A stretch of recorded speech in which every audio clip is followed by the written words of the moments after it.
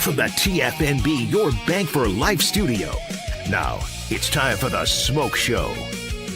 Presented by IdealMRI.com. Premium quality MRIs, convenient, affordable. That's ideal. And by Texas Farm Bureau Insurance. We are Texas Farm Bureau Insurance, your insurance provider built by Texans for Texans. And we've been protecting families in our great state since 1952. TFNB, your bank for life, serving Central Texans since 1889. It's time for the SMOAK Show on 365 Sports with David SMOAK and Craig SMOAK.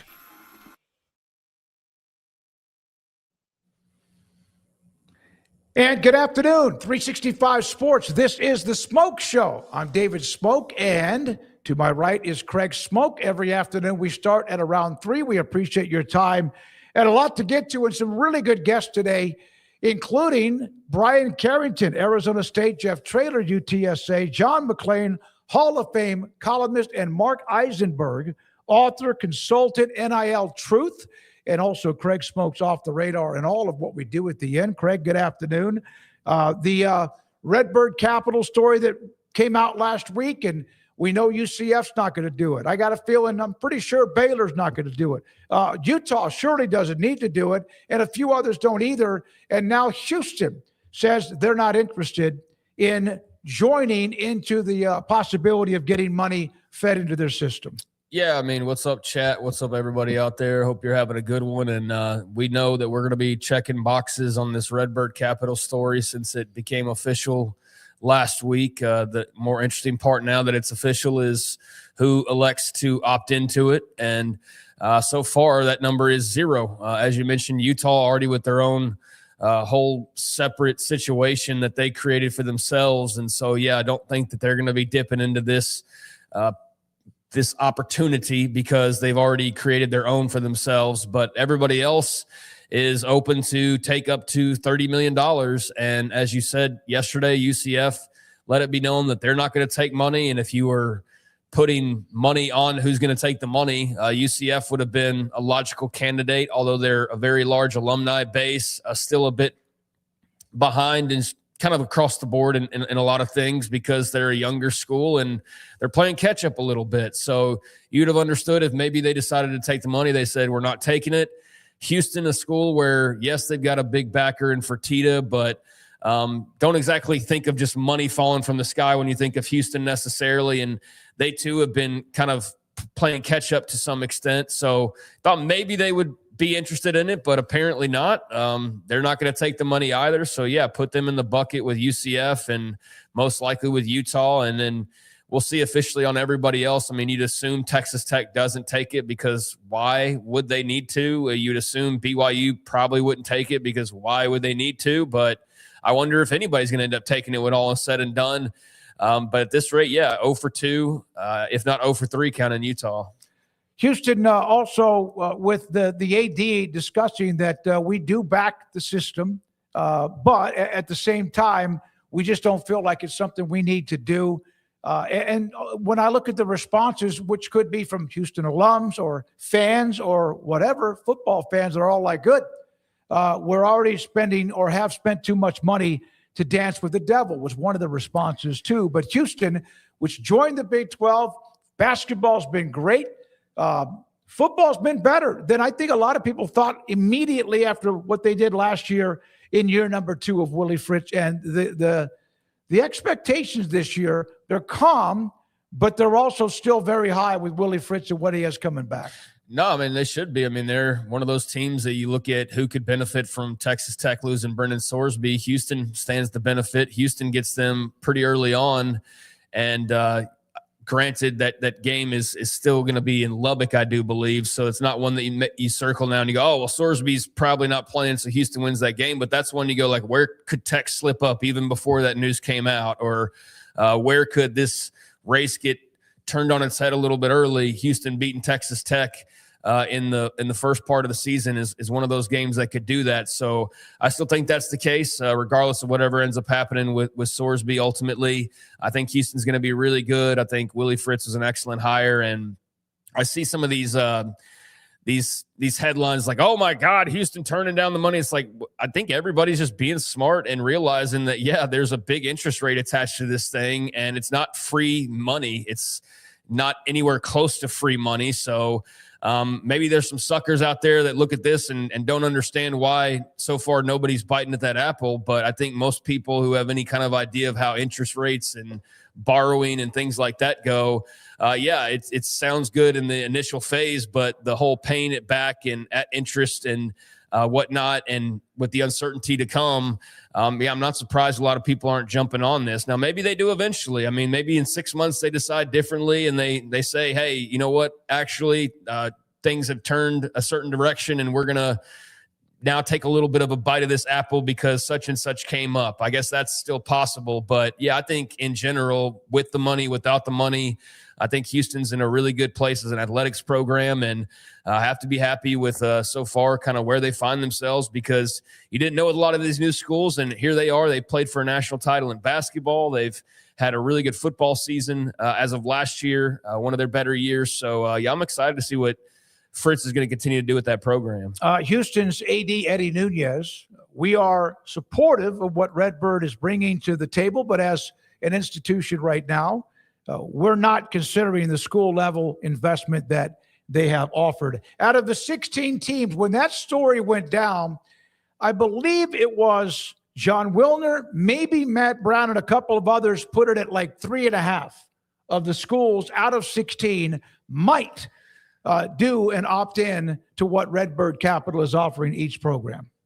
That was it. And right now we haven't seen that first one yet. We'll see what may happen there. I mean, at this rate, I think it's going to be the under, and I think people were taking the under even on 3.5. But yeah, it seems like it'll probably be the under. I mean, we can already identify 3 schools that won't take it, so there's 13 more to go. I think the it said in the Yahoo article, the lowest amongst conference schools and major conference schools as far as revenue goes, with $92.7 million. So yeah, if anybody could stand to take in some extra money, Houston reportedly has the lowest revenue of any major non-conference school, and yet they're still saying, no, we're good. So be curious to see as we move along here in the coming days and weeks if anybody does take them up on that offer. But as we pointed out, it's not so much about just solely this $30 million that you can go and grab. It's not free money. It's definitely something that you're going to have to pay back with interest. And so people are being smart about it. But I think the other part of the Redbird Capital deal is not just this $30 million. It's what's to come maybe down the line as far as investments, what they're able to procure as far as business opportunities, and then ultimately what they can maybe help you do with your television deal. All of that's still in play, whether you take the money or not. So this isn't a one-lane street where you take the money and that's all there is to this. It's a little bit more complex than that. Pretty easy to do that. If it was a one-way street, take the money, don't worry about paying it back at an interest or anything. Paxton goes, that hook on that 3.5 is the problem. Yeah, because I don't know if it'll get, like you said, and others have said they feel like they take the under. Now, Kevin Clark, we've had him as a guest. It has been a while, but he does a great job. He was yesterday talking about college football. Here's Rez, that's the audio. We need the tweet with the quote. I think that college football should be run by people who like college football. And every decision, every idea I've seen about playoff expansion seems like it comes from people who don't like college football, don't know why we like it. A 2014 playoff would be a disgrace. That's from Kevin Clark. Here is what he has to say. Then Craig and you in the chat and me will have our response to Kevin Clark and what he's talking about. I think the college football should be run by people who like college football.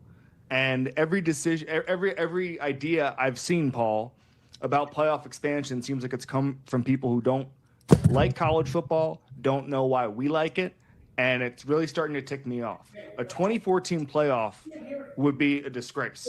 And I think that even now, frankly, I think 12 is too big. I thought 6 was the perfect playoff size if you wanted to stop there. But we know that they can't help themselves. I get that. So 12, and then if you have to in a decade, go to 16. Fine.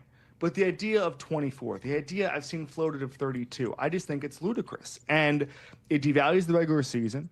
And at some point, if you start making decisions that are not for the best interest of the sport and for the interests of either TV networks or ADs who want to bail themselves out from bad decisions that they themselves have made.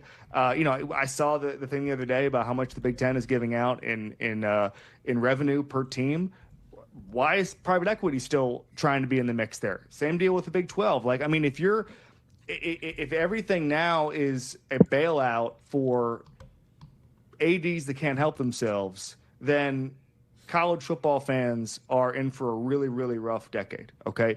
But if we start coalescing around the idea that college football is the best regular season in sports, that we, the fans, are the reason that 30 million people watch certain college football games, and it's not about decisions made in the boardroom, I think there can be a reaction to this where people like the SEC, who are obviously standing firm on 12 teams, there's so much that can go on here in the next couple of years. I think the number one thing is making sure that we don't lose sight of why people like college football. And we don't lose sight of the fact that October 15th and 22nd and 29th, those can be the best days on the sports calendar. It's not about the playoff. It will never be about the playoff. I don't think the playoff will ever be the focal point of the sport in the same way March Madness is. I don't think that's ever going to happen.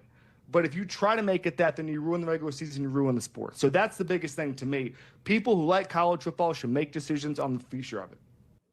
All right, that's Kevin Clark, and I love what he said. People who are making decisions he doesn't think love college football. I'm sure there are some that do. And the concern about if you do expand this college football playoff and you start to take away what I think has always been the best part of college football, which are the games during the season, the non-conference games early on, the bangers throughout the season. Your thoughts, your opinion? I'll go to the chat with your thoughts and feedback. Craig Smoke, what say you? I mean, I don't think he's saying anything that's all that crazy or out of thin air that nobody else has already commented or thought about. I think he's just ranting on a show where, it probably got a lot more attention than maybe when he set it out into the Twitter sphere. But I think pretty much everybody who cares about the sport thinks the same thing that Kevin Clark thinks. I mean, we've talked about as much with the playoff and the importance of the regular season. We've talked about how we think TV executives are running this sport. We've talked about how I don't always think Tony Petitti has the best interest of college football as a whole in mind. We've talked about how I don't think Greg Sankey always has the best of college football in mind. I also go on to say the 100 times we've talked about this that I don't always expect them to because they're commissioners of specific leagues, and that's got to be their first priority. So I don't blame them for that necessarily. But when they do hold the type of sway that they do, then I do think it's important that they're mindful of that and that hopefully their heads and hearts are in the right place and not just focused on chasing the dollar, which I don't know, given day to day and topic to topic, which is the case or not. I think sometimes Greg Sankey does talk about things in a way that makes me believe he has the greater good in mind because deep down he too is a college football fan and understands that the SEC, as special as it is not quite as special if it's just them in a room by themselves. It would still get millions of viewers and it would still probably be pretty successful, but it's not the whole environment of college football because, there would be fans out west who just say, we're done. We're out of here. And I think you've already started to see that a little bit with Washington State and Oregon State. God bless those fan bases. They're sticking around and trying, but you can just feel they're on that fence of how much longer am I going to care about this given the way the wind's blowing? And I think you do put more programs in more areas of the country in that predicament moving forward the way you're moving forward and kind of thumbing your nose at the hardcore college football fans. So, I think the people in charge need to be very mindful of that. But I also know I'm seeing my own thing of I just kind of briefly bring this in, but pro wrestling's run by the folks over at TKO Endeavor right now, and they are bleeding that thing absolutely dry. They've already done it with UFC, and they have no dollar they will not chase for the sake of revenue and statements at the end of the year. And I don't think they have the best interest in either one of those companies in mind. And you're seeing it in real time. And they're just thumbing their nose at the hardcore fans saying, oh, well, we'll make new fans and we'll be just fine. And I think college football leaders are a lot smarter than that. But hopefully that remains the case because I am seeing it with other things where the money is winning out over the fandom. And there are certain decisions that college football leaders have made where you go, yeah, that was a money decision. That wasn't a fandom decision. So to his point, they've got to be very careful, because I don't think that you can just bank on everybody staying butts in seats no matter what you do. Oh, well, they'll live with 32-team playoff. No, some people won't. No, they won't. Oh, they'll live with being relegated to a lesser conference. Some people won't. Oh, they'll live with this and that. Okay, keep testing those waters. Again, I think they've got a very core base of millions of people from a couple of different leagues that probably makes them feel like they're pretty untouchable, because no matter what, Michigan, Ohio State, Alabama, and all those teams will always be there. So who cares about Iowa State or Washington State or whoever? But I just think that's dumb business, though. How are you going to grow your business continuously if you run people away from the business? So I think they've got to be mindful of not just the passion and the meaning, the importance of keeping it what it is, but also, like, yeah, there is a point where you run people off, and then you're going to have to come back at some point and ask them for their money again, and they're not going to be interested in that, right? So treat your customers well, and I think it's debatable on how well they have treated their customers. So, yeah, folks in chat and beyond can debate that, but I understand his point. It's not any, again, original point, really. It's just what everybody's kind of feeling right now of, like, we still love this thing. This thing's still awesome. It has a chance to be even better, but you guys at the charge calling the shots, like, you better be mindful that our opinion matters, and the more you screw with our opinion, the more you screw with the fiber and maybe even the whole damn enterprise itself. But we'll see if the ego's up at the top and those TV networks and commissioners' offices or presidential offices. We'll see how much they want to continue to play that game, because they are definitely pushing the limits a bit when it comes to this playoff size and when it comes to bowl season and when it comes to a lot of different things. Yeah, I saw where Chase Daniel, the former Missouri quarterback, NFL, now does analyst work. The college football playoff should never become the most important thing, to where it devalues the regular season. That's what makes college football so great.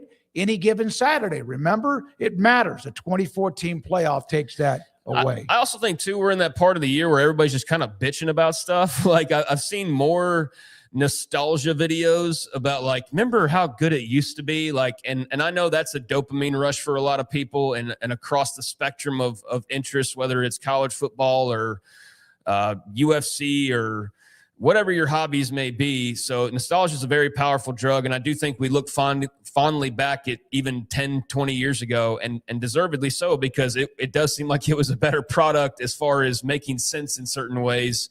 But I also, too, think that there's a segment of the fandom that's also just getting older. So it's always going to feel like it was better before.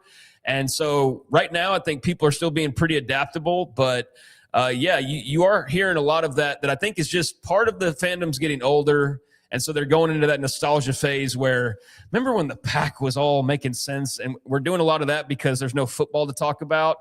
But I also do think that is also a symptom or a sign of just kind of how they're tearing at the fabric a little bit. And people are going like, damn, this isn't as cool as it was, or as good as it was, or as good as it could be. And so there's a little mixture of that. I think of just off-season nostalgia trips and kind of seeing where this thing is going, that's creating a lot of commentary surrounding where we are right now. And I think there's some things to be very excited about, but yeah, I think there's also things the powers that be, whoever that includes, need to be very mindful of, because I don't think that every fan's just, no matter what you do, going to be here no matter what. I do think you can risk running off a lot of people, and when money's the name of the game, the last thing you want to do is run off people. So yeah, we'll see on this playoff, but no matter how many videos are made about it, I feel like we're heading towards an expansion, and that's pretty obvious no matter what we want or we don't want. All right, so there we are with Kevin Clark. He was on the Paul Feinbaum show when he made those comments, and let's get some reaction from those of you in the chat room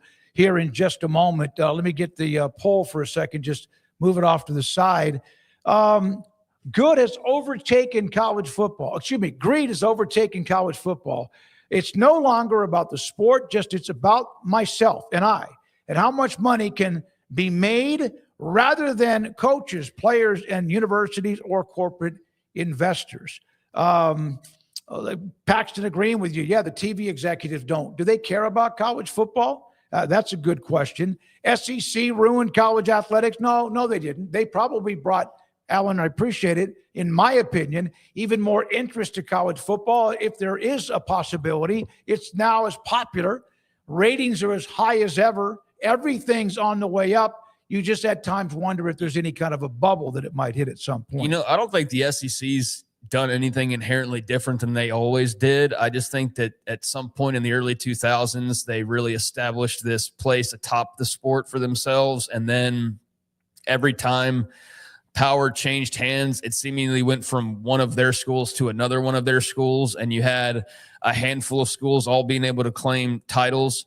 And I don't think that's their fault. I'll tell you what I think, as far as what I think you're trying to say is, I'll disagree that it was the SEC's fault. I think it was ESPN's fault more than anything, of the constant, deserved or not, but the constant propaganda on a show like that, for example. That's a great example of a show that created a lot of that propaganda for the SEC and a lot of those shut up, you don't know what you're talking about, you're not SEC kind of mentality that was pervasive for about, all of the 2000s and 2010s up until recently, quite frankly. So you have a bunch of people who have basically just lived that their entire lives, that are coming in, graduating college and moving on, and all they've ever known is like this reign of dominance. All they've ever known is ESPN talking up the SEC and marketing it a certain way. And so I think that was more problematic than the SEC just being themselves, being super proud and successful and winning a lot of titles. I think it's the coverage of them that made it feel all of a sudden like battle lines were being drawn, and you suddenly had to be like defensive over your TV contract and who your network was and where your games were being played and what time slots you were being given and all these things. Excuse me. And so that's where I think that was all created, was the SEC network and just kind of the marketing around that. And then the subsequent push by ESPN more often than not to put them in a spotlight that they put themselves in a lot of the time, but that even when they didn't, they made sure that they were still in the spotlight to some extent. And so, yeah, I don't blame the SEC for that. If the Big 12 was being covered like that and winning a bunch of titles, I don't think any of their fans would complain. Same for any other league. The Big 10's experiencing it right now, and Fox is treating them not quite the way the SEC and ESPN have had a relationship. But you listen to Joel Klatt sometimes recently, it's kind of the way it's going, where Fox is big talking them up and their personalities are big talking them up. But hey, when you won 3 titles in a row, you can stand to do that. And when ESPN was spinning their tails like, hey, when you've had 4 teams win titles in the last 10 years, like, you can't really argue against it all that much. No conference in America, no matter the sport, would not boast, brag, and be proud of winning a chunk, if not a lot of them. You're right, the championship. Yeah, of course. So that's not the issue here. The issue is just the way that it was covered. Go ahead. The issue, I think, that where it created this thing is the way it was covered and just kind of shoved down your throat to the point of ad nauseum. And that's how I feel just with friends that I've talked to over the years, of just like, yeah, man, they're the best, but you get tired of hearing they're the best. And that's why I think this change up recently is refreshing for just kind of all of college football, is to turn it on its head a little bit. There's a reason why in pro sports for a long time people hated the Celtics or the Lakers or the Yankees in baseball when they had their dominant runs, and they aren't the only ones. But a lot of times it's like I hear this, and when I play golf with my buddies, they're like, well, and Tiger doesn't play anymore and cannot play anymore. And I cannot imagine he'll ever play in another competitive tournament because of all the things he's going through, but also his body is gone, basically all but crippled. But I have a friend of mine who just doesn't like him, and that's fine. But he goes, well, yeah, but I'm sure that he'll be 8 back at the Masters and they'll show Tiger. And it was almost as if I got the feedback they were mad at Tiger. It's not Tiger, it's the TV executives, or in this case, whoever wants to show him when he's 8 back, because it moves the needles and it shows that, again, promote a conference that was winning a lot when it came to college football. And you wonder if maybe 1 or 2 times if Oklahoma would not have blanked the bed, or if somebody else would have been able to win it, would that have been the case? All right, so there we are with that. General Urs is saying that, honestly, I'm not so sure how much I'll be watching college football in 10 years. Heck, I'm not sure how much I'll be watching in another 5. That's not me. College football is going to have to basically just like sever my brain out of my head for me not to watch it. I love everything about it. There are concerns I have. The breakaway, I don't know. We'll see if that ever happens, how I'll react to it. but I damn sure don't watch some of the other things I used to watch in sports as much. Maybe because it's too much, or maybe because I just don't watch a sport as much as I used to. Yeah, I mean, for me, I'll cross that bridge when I get there. I'm not trying to make any declarations because I don't know if I got 5 days left in me. I mean, Lord willing, that I'm around in 5 years to even make that choice, or 10 years for that matter. So yeah, we'll make that choice when there's a choice to make. But I certainly understand the sentiment, and I think there's a lot of exciting things going on. I think the progress has been slow, but we have seen progress. I mean, they're trying to handle eligibility right now. They've addressed the transfer portal. Not everything is super neat and cut the best way immediately. Sometimes you got to go back to the drawing board and resize and recut and refit some of these decisions. And I think we've seen that. The court cases obviously don't help. I just think when you take an enterprise that was working a certain way for decades upon decades and was rigged a certain way structurally, and then you tell the people who made all this, like, that's, they can't be made like that. You've got to completely rearrange the organization of this thing. And yeah, money's got to go that way, not just this way. And money's got to go here, not just there. And this, that, the other. And then all of a sudden, people who never had a need for money are scrambling for money. There's just a lot of chaos, and we've been unraveling that for going on 4 or 5 years now. So it feels like it's never ending. And in a lot of ways, it's not.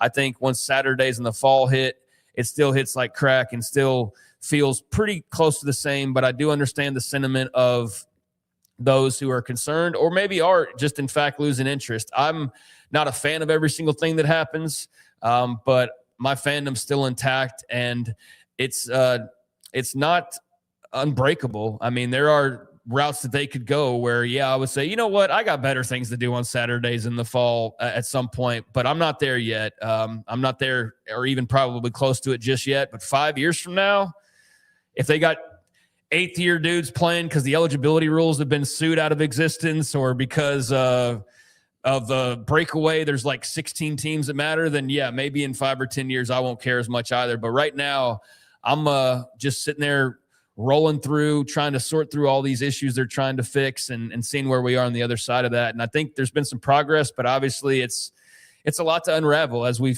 seen now for 3-4 years. It's like somebody who has a boat, a canoe or whatever, and there's a hole in it, and you keep on like getting a bucket to take the water and toss it out. And every time you do, another bucket size of water goes back in the boat. It seems like that's kind of where they are. I will say this on watching sports. I watched the Kentucky Derby. It was phenomenal. Dramatic because of the horse that fell backwards that did not race, but a dramatic finish. Great. That's what sports is about. The stories, the wins, the losses, the human interest. But I don't watch the NBA, hardly at all. I might have it on off to the side. I don't watch it as much. And I don't know, maybe not sure it's the style, or are there enough stars? Sure there are, but I don't watch it as much. Baseball, I don't watch it as much because everything has now moved to where you can still watch it, but now it's on an app or this and that. And I used to love just being able to turn on cable to whatever it was and watch a game. So there are some sports that I don't watch nearly as much, and I hope, and I don't think that's going to happen with me in college football. Some of you feel the same way. All right, now, Kirk Cignetti and what he has done at Indiana. I saw this note from Mike Schumann from the Indiana. He covers Indiana. Look at the stat with him. Look at Kirk Cignetti's recent run as head coach. Over the last 7 years, he's gone 79-11, nearly 90% win percentage, despite, one, leading a program through the FCS to FBS transition. That would be James Madison. Taking over the losingest, and we know this, football team, not like in the last 20 years, ever, and coming off 9-27 and doing what he's done the last couple of years, including 16-0 and won the national title. If you put it in that perspective, I don't think anyone's questioning how good he is. I think there's still some that are like, okay, wait a minute. But the guy does nothing but win, and he's done it at a couple of places under extenuating circumstances. Yeah, I mean, given what he accomplished, I'll allow more praising of Kurt Cignetti. It's like a weekly thing where there's new ways to dote on him and talk about how great he is. And hey, when you take Indiana to a national championship, that's deserved. That comes with the territory, I think. He's a really good coach. I mean, yeah, there's I guess, new ways to continue to highlight how good of a coach he is. I think the national title at Indiana and the Heisman Trophy winner all in the same season is the only stat that you really need to relay to people to prove your point at this stage. But yeah, he's got a great record the last couple of years and had to deal with making a big move himself and reorganizing a bottom feeder of a program that's now the top program in the country, at least as far as the 2026 season goes. So yeah, he's really good. I've seen hundreds of tweets now highlighting the various ways in which he's really good. And I know we're going to get a bunch more for the next 5 months until the season starts. I don't need any more records or statistics or whatever to tell me the guy who took Indiana to a national title is a really good football coach, but I am very interested in how they follow it up. I expect they'll be really good again, but national title good, I doubt that. However, Josh Hoover pulling the trigger is super interesting, and just losing the guys they lost and replacing them. First time we're seeing him do that in Bloomington, so that'll be new and unique, and just how do they adapt? He's a great coach. He's an interesting guy to listen to. The whole I win Google me thing was kind of however you wanted to take it in the beginning, but now you look back on it a couple years later and it was absolutely genius stuff. And it's like part of his whole character. And it's just part of his, like his personality is you think of that quote and the fact that he backed it up and backed it up in a way that nobody's probably backed up saying something like that. So yeah, what he's done is very impressive. And there's hundreds of stats out there over the last several months that highlight that. But all you got to know is you walk in that Bloomington, Indiana trophy room that didn't have a lot around when you walk through there. And now it's got a bunch of big, bright, shiny trophies from 2026 that have completely altered the way we look at that program. Let me know and let Craig know, what do you think they'll do Cignetti this year? They've had a spectacular run. I saw in the chat a comment about, well, he'll probably level off and go 8-4. I'd give up a body part for that, for my favorite program. But what do you expect? Will it level off? I don't know. The guy took a program with transfers who were also talented. James Madison's a good football team. And what he's done is literally it's almost hard to fathom. Yeah, I mean, it is. And so I don't want to downplay it at all. I'm trying to figure out how many different ways people are going to continue to say, did you know that he's on days that start with day or like? No, I think, I think some of the statistical things he's done among coaching all time, that's one thing. I kind of like that. But yeah, I know what you're saying. Yeah, like if I was an Indiana fan, I'd have a stat of the day for Curt Cignetti, and I'd gobble that up and love it, and I would hope that it posts every single day. But just like as somebody who just sees these things on a frequent basis now, it's like, yeah, we got it. He's really good. I don't need to know about his record in the first 2 years or his home and away record, but I understand why people will eat that up. Just for me, it's like I don't need anything other than what he just did. But the stats just continue to double, triple, and quadruple down on just how remarkable what they have done in a short amount of time is and what he's done throughout his career. He's a hell of a coach. But, yeah, this is a very interesting year, and I think for at least the first month or two, we're going to hear nothing but talk about them repeating because they don't play a soul for like the first 6 weeks of the season. I mean, they play a North Texas team that's been completely depleted with the changeover in coaching. And so Neil Brown, God love him, is probably going to do a good job in Denton eventually, but it's not going to be in week 1 in Bloomington against the defending national champions. Howard, I mean, come on. You've got Western Kentucky at home. Come on. Northwestern at home.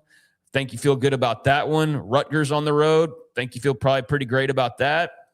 And then like in October, they finally play Nebraska in Lincoln, but I fully feel like they'll roll into that 5-0, easy peasy. I mean, maybe that Northwestern game gets weird or something, but yeah, their non-con has not responded to the success, and it's going to have to at some point. And so I haven't looked down at their future schedules all that much because I haven't had much reason to, but I do think that page is going to be refreshed by a lot of people because now that they've got the spotlight on them, people are going to go, who are you playing in the non-con? Who are you playing in the non-con? These schedules are set up at years in advance, but now you are going to have to go schedule better teams because you're looked at differently. I get that. They played Illinois, Oregon, and Ohio State ranked teams. Penn State was on their schedule. We know that they fell apart and took an unbelievable Iowa, pretty solid. But then in the playoffs, despite all that, they beat numbers 9, 5, and 10 and won the national title. However, if you're not supposed to be a part of the discussion, and that's changed now with Indiana,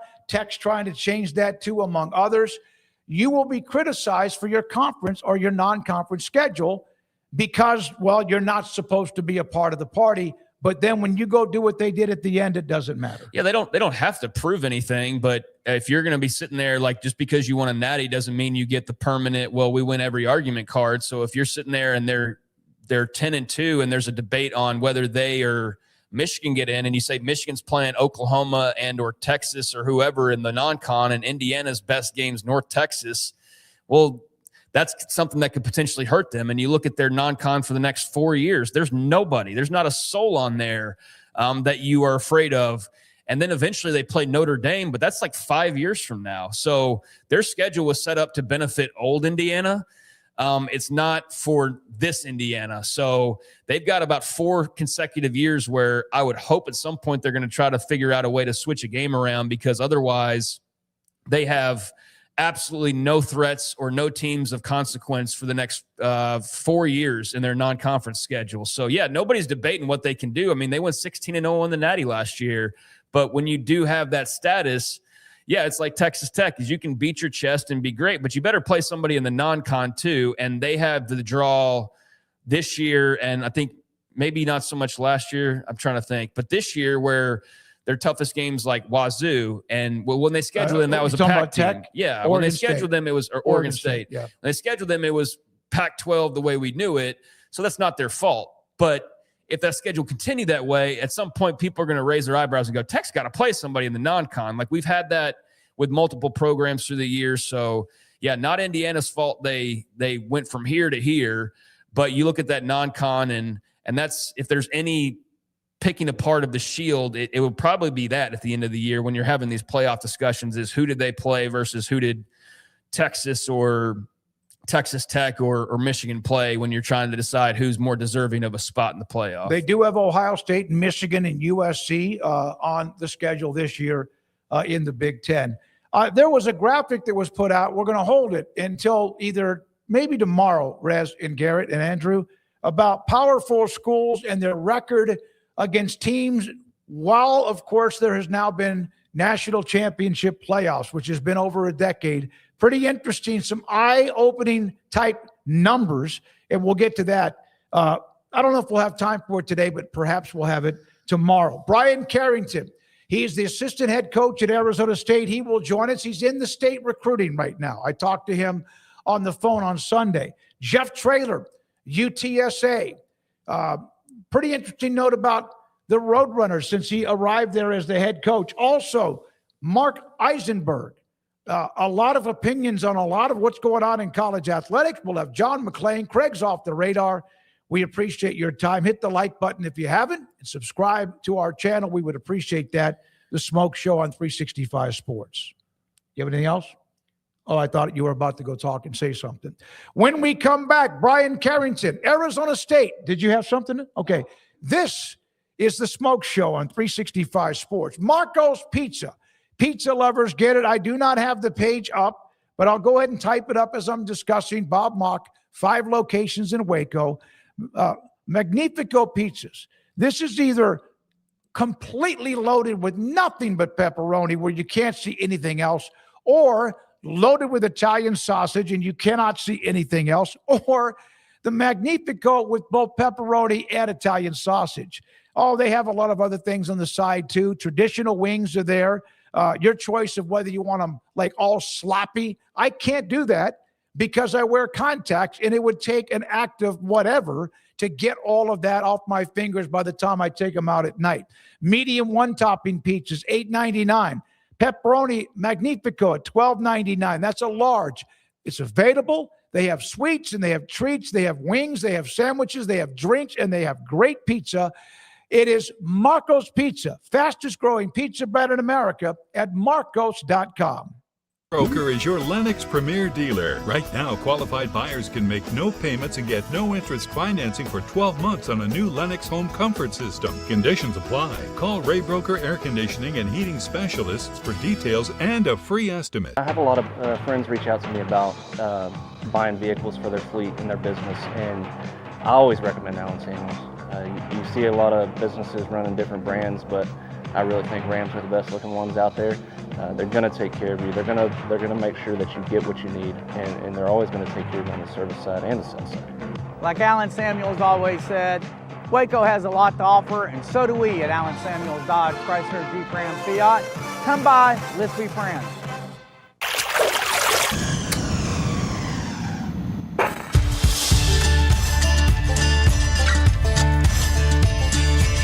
Bold are the adventurous.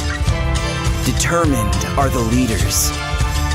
Faithful are the healers. At Baylor, you'll find your calling, your people, and your purpose. Dare to be you, indeed.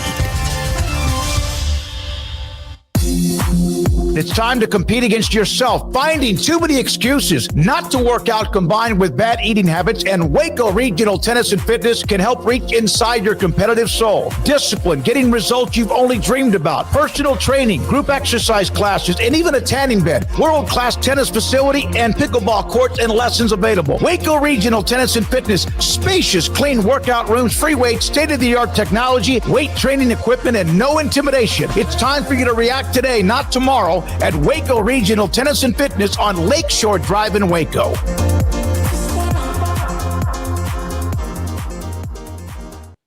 Serving Central Texas since 1889, TFNB Your Bank for Life takes pride in being more than a bank.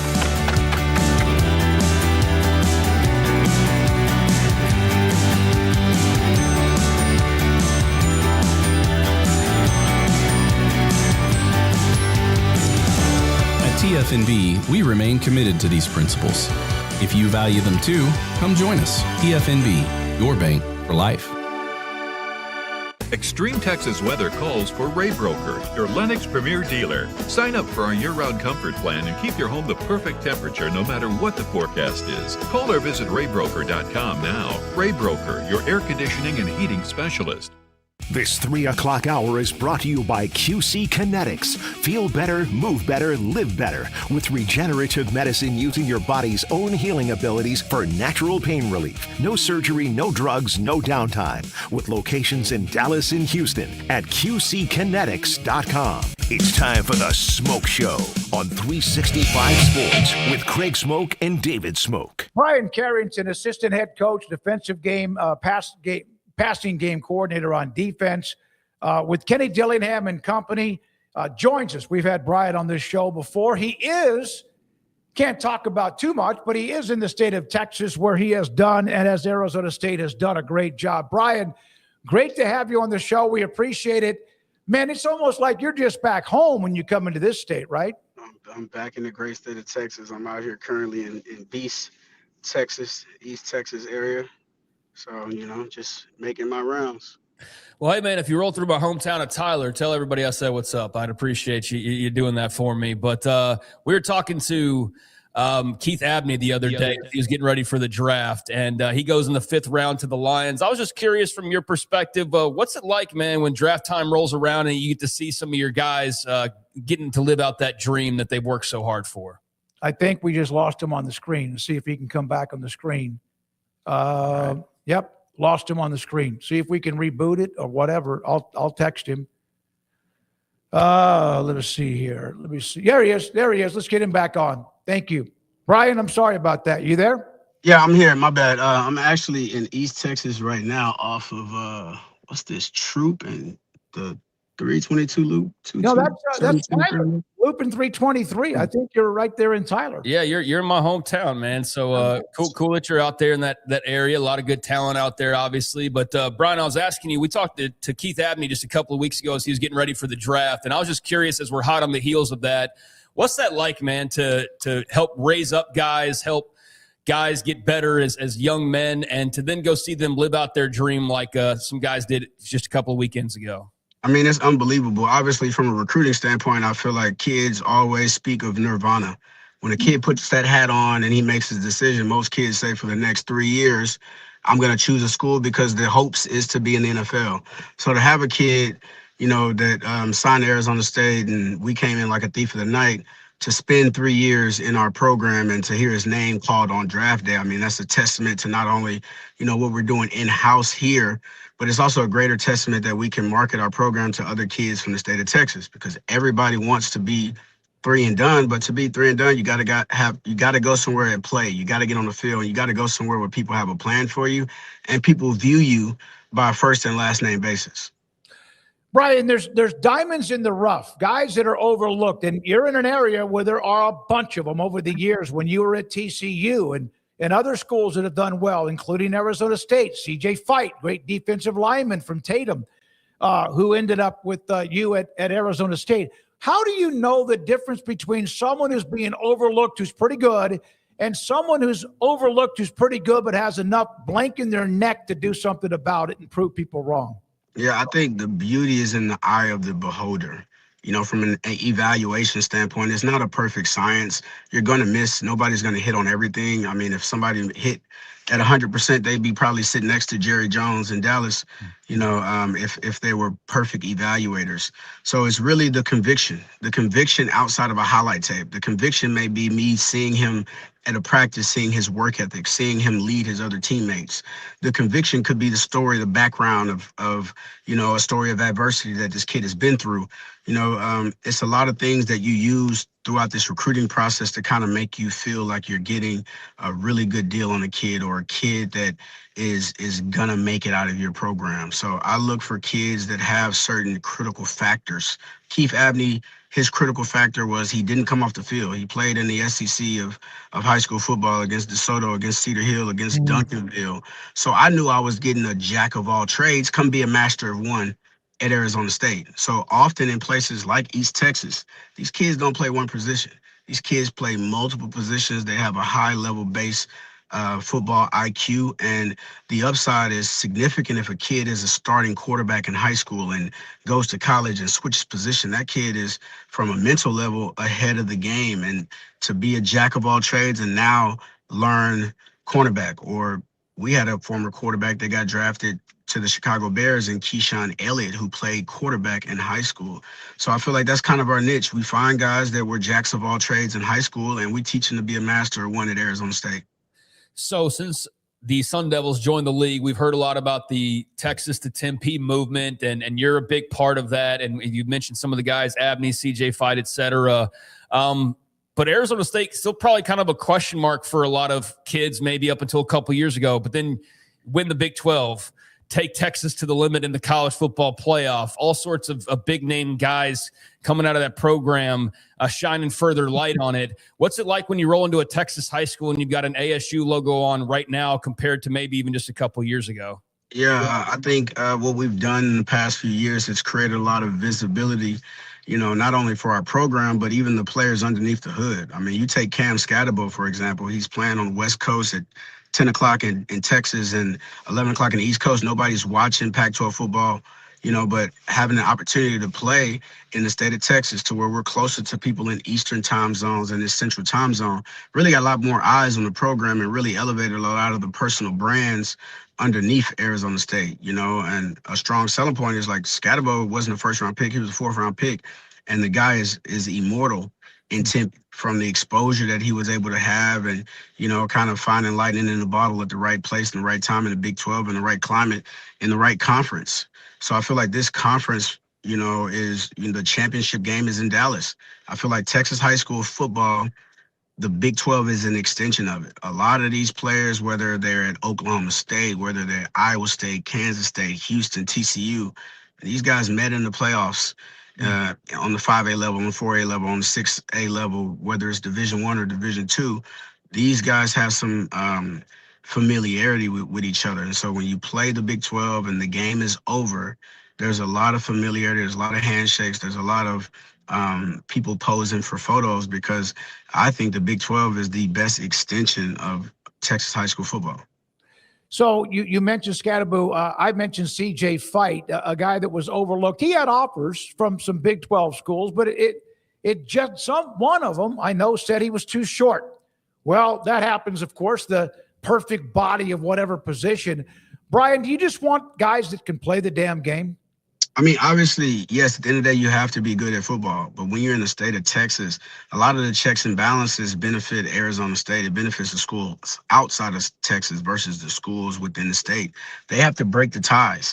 And when it's a really competitive state and it's a lot of guys, and I got two really good football players, and one happens to be 6'4", and the other one has to be sawed off 6'1", 6 foot from East Texas, he kind of gets the short end of the stick.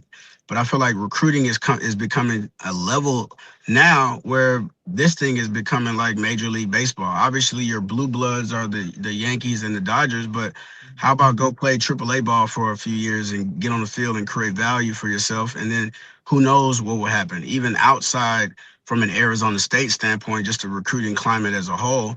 There's so many paths to the major leagues nowadays. So it's really not about what you do in high school.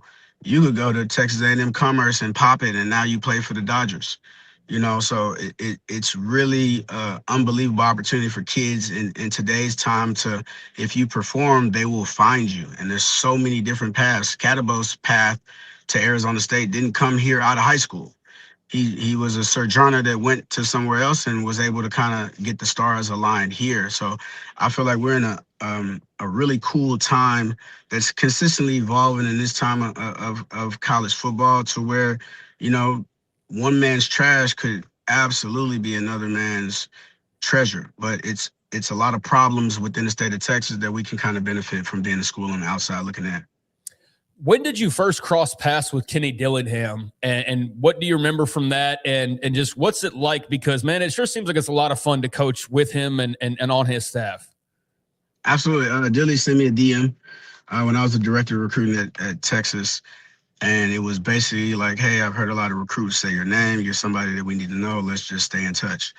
And, right at that time, he was the youngest OC in football at Memphis. And this just kind of snowballed where we just kind of had a rapport with each other, would stay communicating with each other.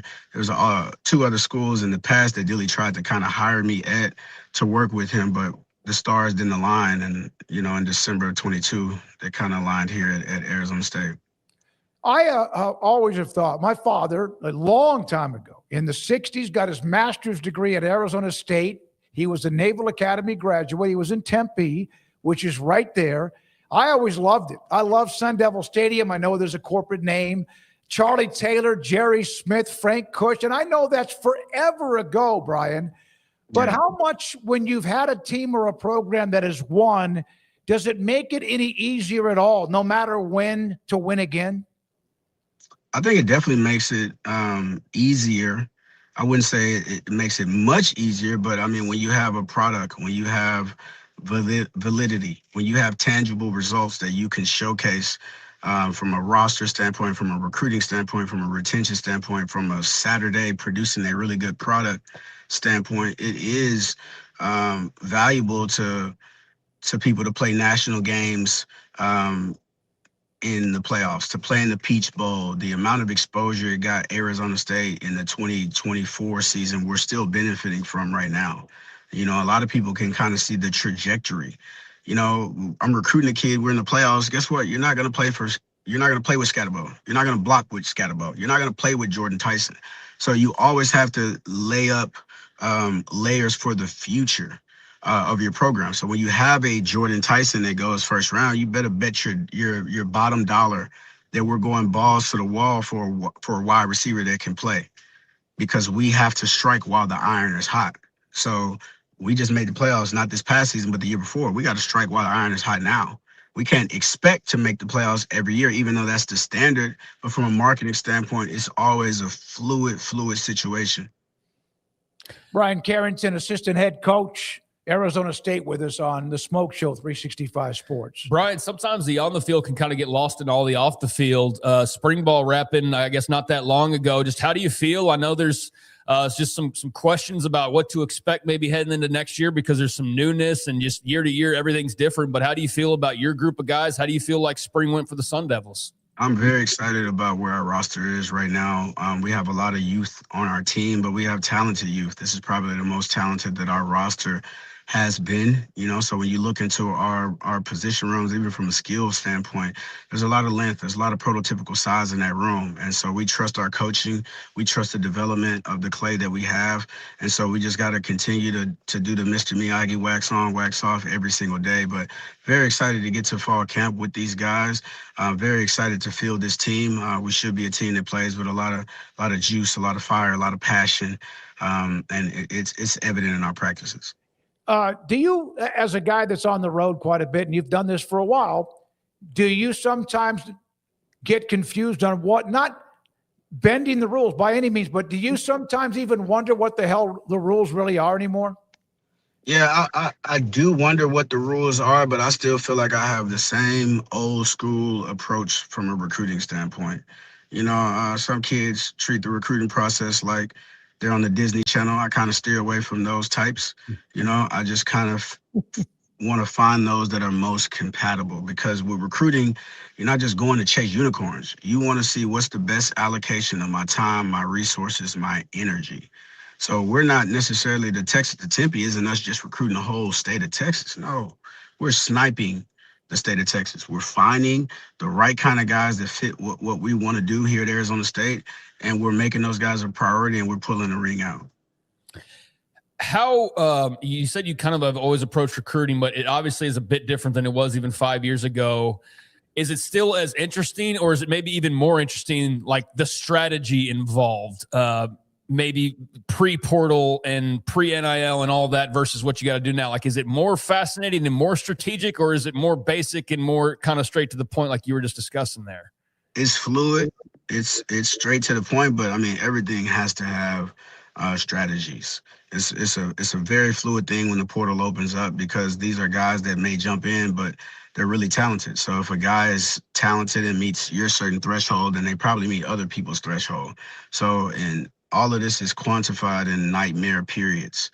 I mean, 24-hour visits, 36-hour visits before kids really make a decision. I feel like it's easier than the high school recruiting, because I feel like you know a little bit more what you're going to get. But from a personality standpoint, you're really going to have to trust your network from a personal conduct standpoint. It's 1 degree of separation between a lot of coaches in college football, but I do feel like you have to prioritize the high school recruiting. Everybody can say what they want, but the goal in college football should be to have a mature roster. Once you get a mature roster, what do? Go sign the best high school talent in America. So, I mean, you definitely have a strategy. You have to have things that you hang your hat on, and you have to be able to pull back when you need to pull back. Last thing for me, Brian, and thanks for your time. Good luck on the road with what you're doing. You've always been very successful at it. Is how much does the spring portal no longer existing make it easier this week for you? Oh, it's very easy. You ain't got to worry about your roster. You don't have to worry about somebody poaching your roster. You don't have to worry about people communicating.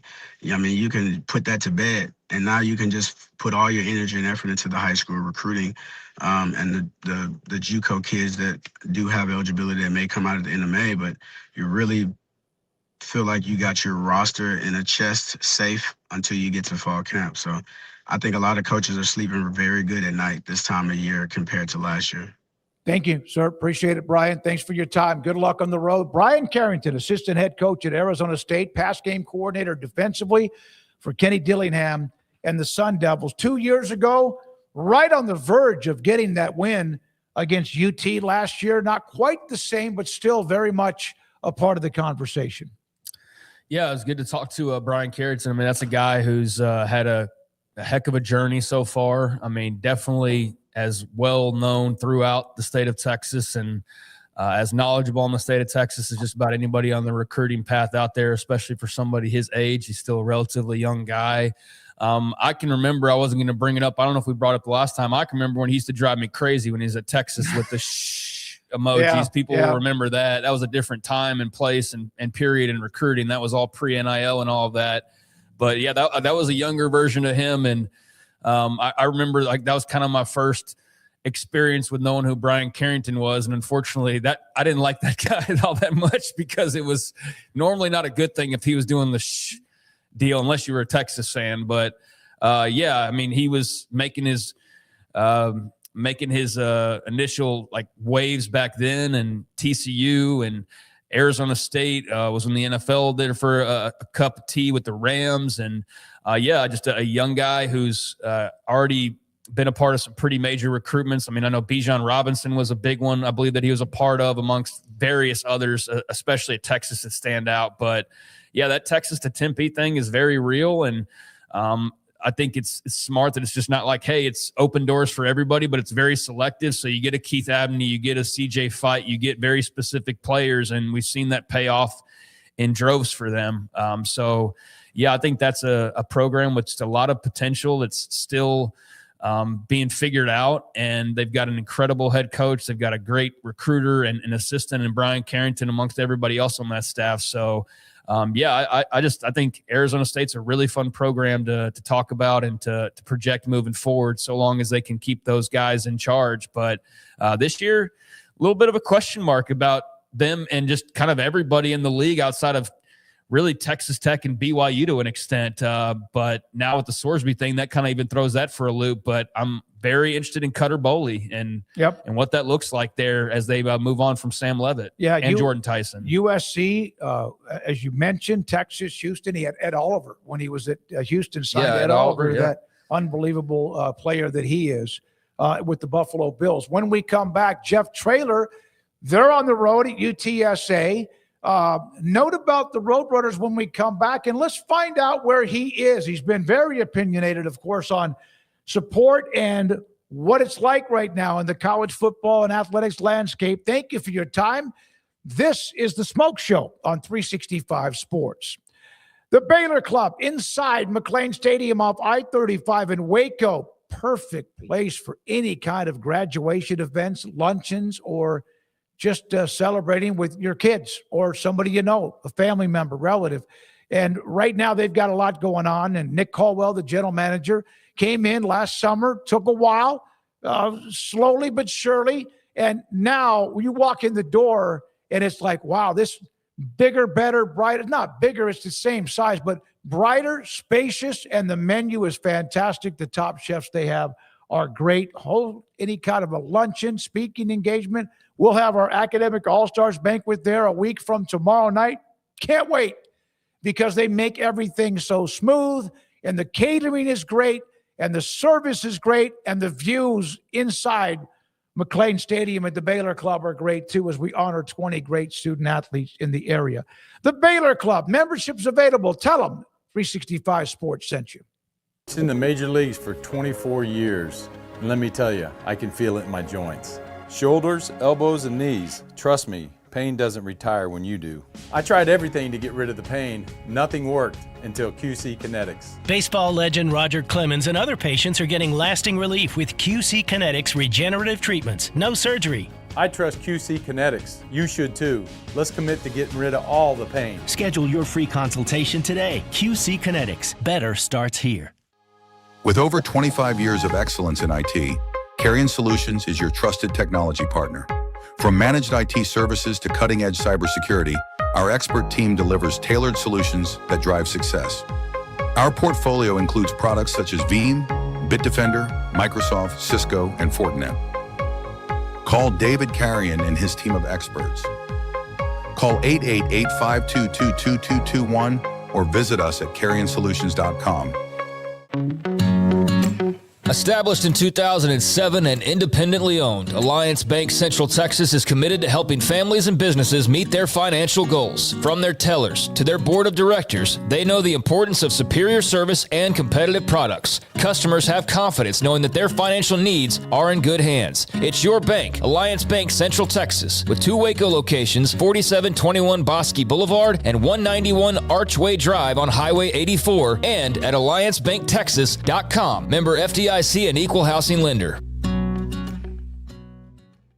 Hello, I'm Camille Johnson with Camille Johnson Realtors. We specialize in selling residential real estate agent all across our community, and we love serving all types of families. We have been in business at Camille Johnson Realtors for almost 9 years, and I have been a residential real estate agent for almost 40 years. And we love our partnership with 365. So thank you for partnering with me. And thank you so much to all of my clients who have made our company a success. Join the celebration. It's 27 years for Richard Car Motors, and we're celebrating with big anniversary savings. The GMC Sierra delivers strength, power, and a refined interior loaded with premium comfort and technology. During Richard Car's 27th anniversary sale, find savings like $9,000 off all Sierra 1500 Pro and SLE models in stock. Thank you, Central Texas, for 27 years. Log on, call, or come by today to find big anniversary savings now. Richard Car, they have the truck for you. Pepperoni Magnifico. Pepperoni Magnifico. Marco's Pepperoni Magnifico. Classic and crispy cut pepperoni, 3 melty cheeses, all on our fresh made dough. And starting at just $12.99 for a large, it's no wonder Marco's was named America's favorite pizza chain. This 4 o'clock hour is brought to you by Stonewood Dental, your one-stop shop for your dental needs, specializing in teeth cleaning, fillings, crowns, sealants, root canals, IV sedation, extractions, implants, bridges, dentures, full mouth restorations, and bioaesthetic dentistry. Our priority is your comfort from the moment you walk through the front door. Stonewood Dental in Robinson, Texas. It's time for the Smoke Show on 365 Sports with Craig Smoke and David Smoke. And here we go, this 4 o'clock hour. And from Brian Carrington, Arizona State, to Jeff Traylor, head coach at UTSA, joins us with Craig and David. Thank you very much. Great to have you, Jeff, as always. So only one program since you were hired in 2020 in San Antonio has more wins than you in the state of Texas, and that's UT. And that's just one more win, and they've had a pretty good run. What does that say? Well, we've been steady. We've been consistent. We've been here 6 years now, and we've made 6 straight bowls. But we've also won 2 championships, and it leaves a bitter taste in our mouth when we don't win a championship. Honestly, David, and we're not going to sell short. We've been to bowls and won bowls. That's exciting. It's hard to do. But at the same time, we know our goal is to win a championship here every year. When we don't, we've got to get back to work, and we're back at it again, trying to win another championship, honestly. So, Coach, I think of those 6 years, like we've interviewed you practically, it feels like almost every year. And I was just looking back, and your first year was the COVID year, correct? And I just wondered, how far back does that feel like now to you at this point in time? Yeah, I've told everybody, I was a high school football coach for a long time, and the moment Jeff Traylor stepped into college football, it's definitely been turned upside down in so many ways. If you could have put a time warp and put some where we thought the game of football would be 6 years later after being a head coach, I don't think as wise as David Smoke is, he could have predicted where we are right now in college football. It's been a heck of a change in these 6 years, but a lot of it's been good. I know a lot of it has been made that it's all bad, but there's a lot of it that's really good in this. And I think we're a lot closer to getting it really good than we were 2 or 3 years ago. Well, let me ask you about one particular area that's been talked about quite a bit. That's the postseason and bowl games, because so much focus is now on the playoff. You've won 3 consecutive bowl games, the first responder just this past December. From UTSA's point of view, how much does a bowl game still matter? How important is it? And what does it mean for a program, in your opinion? Ask that question one more time, please. We had a little cut off there. That's okay. No problem. So, like, one of the things that's been just talked about as far as just everything that's up in the air is bowl season, because now so much attention's being put on the playoff and expansion and things like that. But you've won 3 consecutive bowl games, including the first responder back in December. How much do bowl games matter for your program? How much do they mean, and what's the importance of them in your mind these days? Yeah, well, they're tough because of the time that they're played, but obviously it's still a great reward for your kids and your program to be on national TV. That game we were on that Friday night was a standalone game, and I want to say over 3.5 million people were watching the game. So that's a great promotion for our university. So that's good in that aspect. It was tough because so many of our players got rated from us. Now, I will say I'm extremely proud of some of those kids that they played in the bowl game and still, transferred and went and made really, really good money. And I'm happy for all those kids that did that. But I'll always be eternally grateful for those kids that stayed to help their teammates win the bowl game.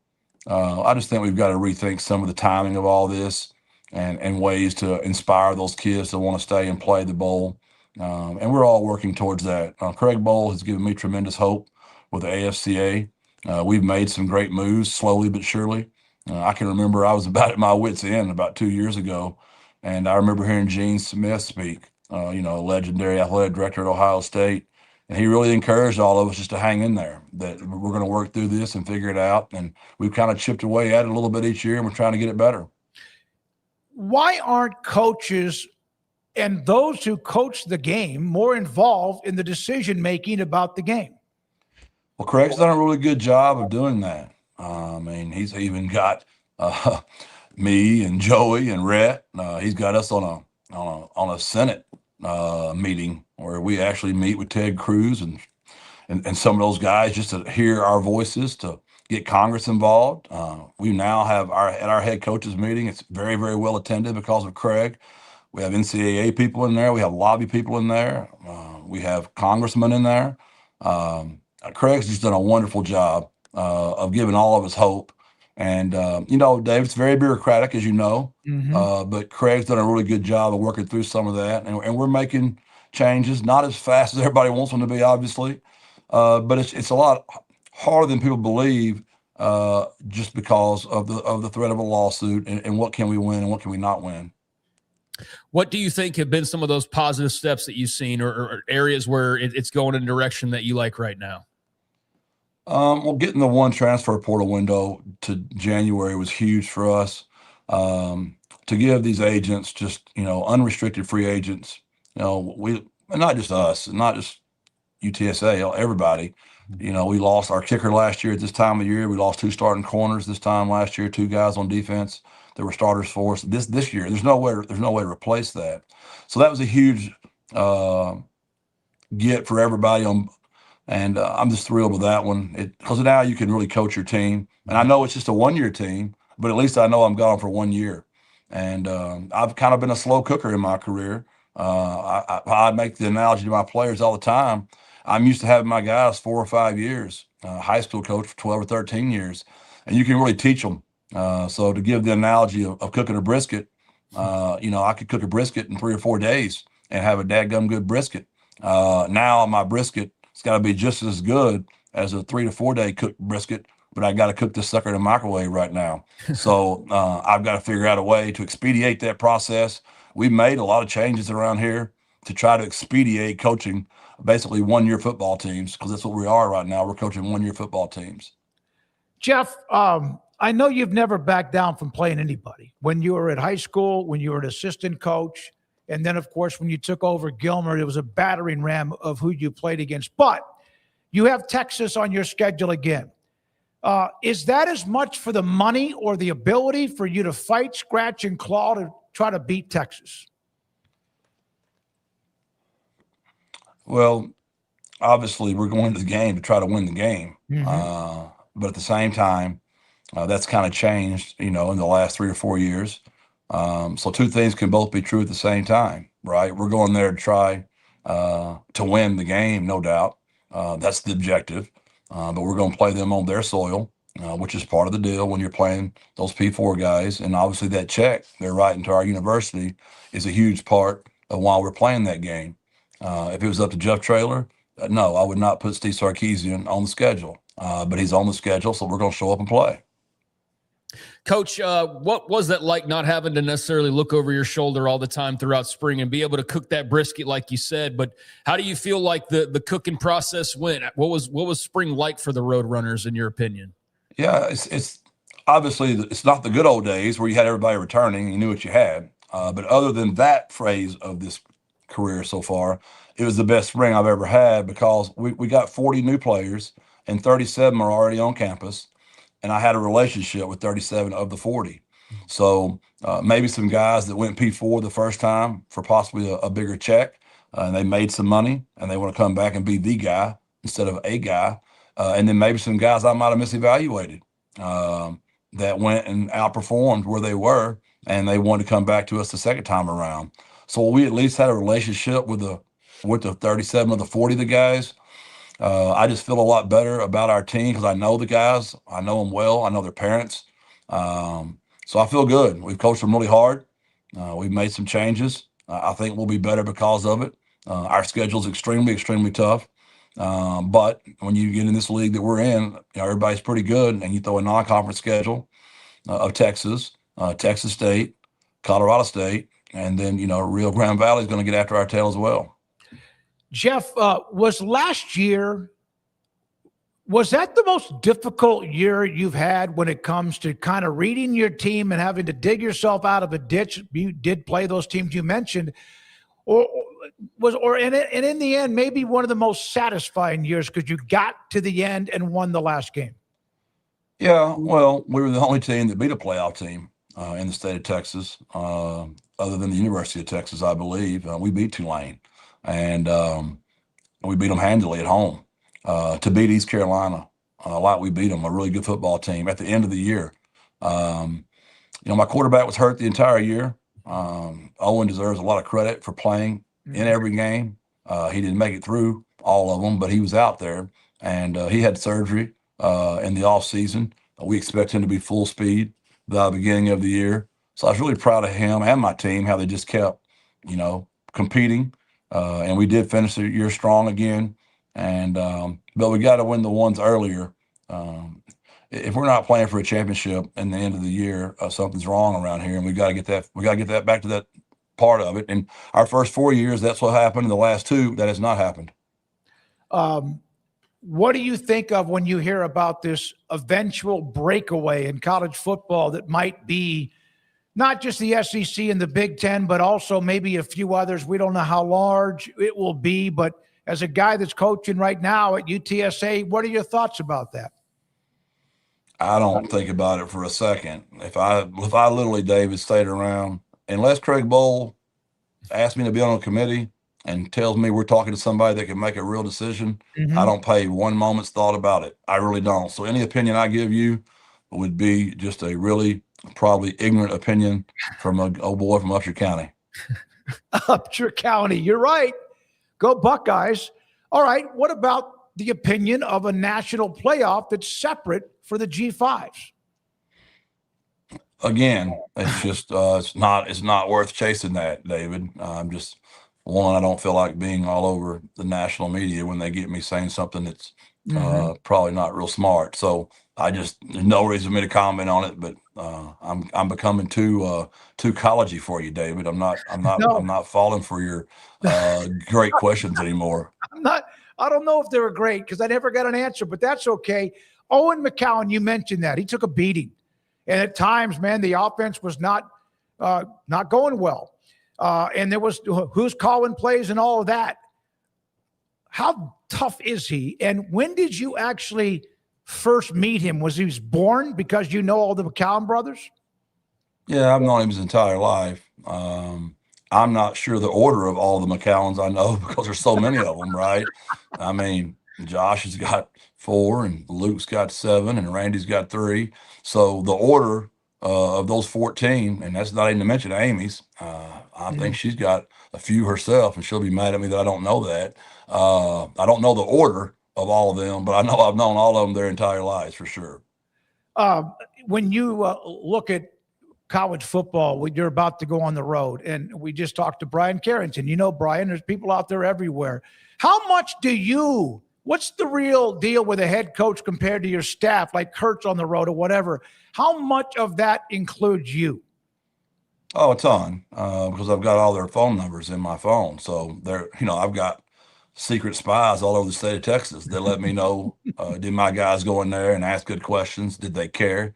They better not go in there and ask them how their record was or what they don't know anything about if they walk in a school and don't know everything about Gilmer or Carthage or Highland Park or South Lake Carroll or Jasper, if they insult that coach, I want to know from my Texas high school buddies out there.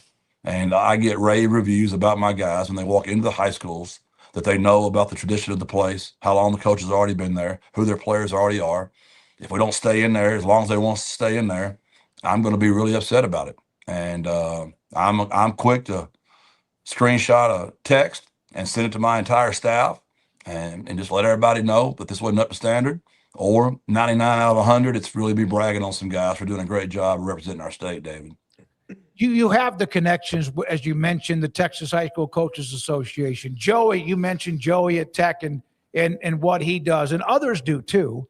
How many times do you get a text from a coach that, let's just say, Dallas Skyline, which is a big school, they haven't been as good of late, or Navasota, that says, hey, there's a kid here and nobody's really paying him attention? How often does that happen with you? Oh, my staff hates it, and because I send it to all of them, right? And so yeah, if they don't get a thumbs up, if I don't get a thumbs up, they at least acknowledge my text. It's real simple. We'll just have a staff meeting. We'll call them all off the road, and they all got to come back. As long as they respond to my text and they go take care of that coach and make sure we evaluate his kid. And that's where I'm extremely honest, as I've always been, to the best of my ability, David. And they don't always like what we might say about our evals, but we give them an honest evaluation of what we think. And we've made mistakes before. You heard me say it at the very beginning of this thing. We've missed on kids before, on the ones we've taken, and we've missed on some of the ones we haven't taken. This is not a perfect science, but we're very honest, and we always try to get back. And if we don't get back to them, it's literally an oversight. It's not any type of arrogance, or it's just an oversight. But I think I looked the other day, I've got like 24,000 contacts in my phone. I've had the same number since they invented cell phones, whenever the heck that was. And it's still the same number. So I get a lot of texts from a lot of my buddies, and we want to represent them. We want to do it right. I take that very seriously. And I know Joey does as well. All right, last thing. You have been honored by the East Texas Coaches Association, as you should, what John King and those guys do. The Texas High School Football Hall of Fame a year ago, in fact, maybe this weekend, and by the Coaches Association. What does that mean to you? Oh, there's not, when you grow up and your whole goal, your whole life was to be the head coach of the Governor Buckeyes, when you graduate from there, it's been a fairy tale. And I've got a lot left. I'm really excited. I was interviewing a girl today for a training job. And she asked me, what's this going to look like for me? Like, how much longer do I want to do all this? And I really meant what I said. Like, I was in high school for 25 years, and I was a head coach for 15 of that. I'd like to do the same thing again in college. I'd like to do it for 25 more years total, and just do a 25-year high school run, a 25-year college run. And I know that sounds crazy, but I love it. And I love coming to work every day. I've never worked a day in my life. The kids are still the best part. The adults are still the worst part. I love being around my kids, man. I can't wait to get in the weight room every morning at 7:30 for the first group, and I can't wait to see the second group at 9:30. Kids haven't changed. They're still the absolute best, and freaking love coming to work every day, David. 24,000 contacts. I'm going to have to look at mine. I can't even fathom that. Jeff, thank you. You gave us a lot of your time. We appreciate it. Hope to see you soon. Have a great rest of the spring and summer. See you soon. Y'all are the best, man. God bless. Birds up.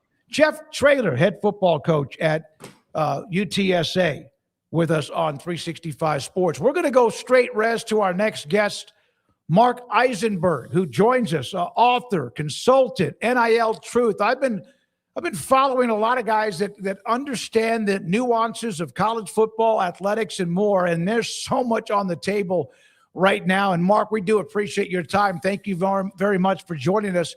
How much of it do you like? It's like, oh, here's this. Oh, here's another challenge. Here's a lawsuit. This isn't going to work. How much of that is part of your everyday?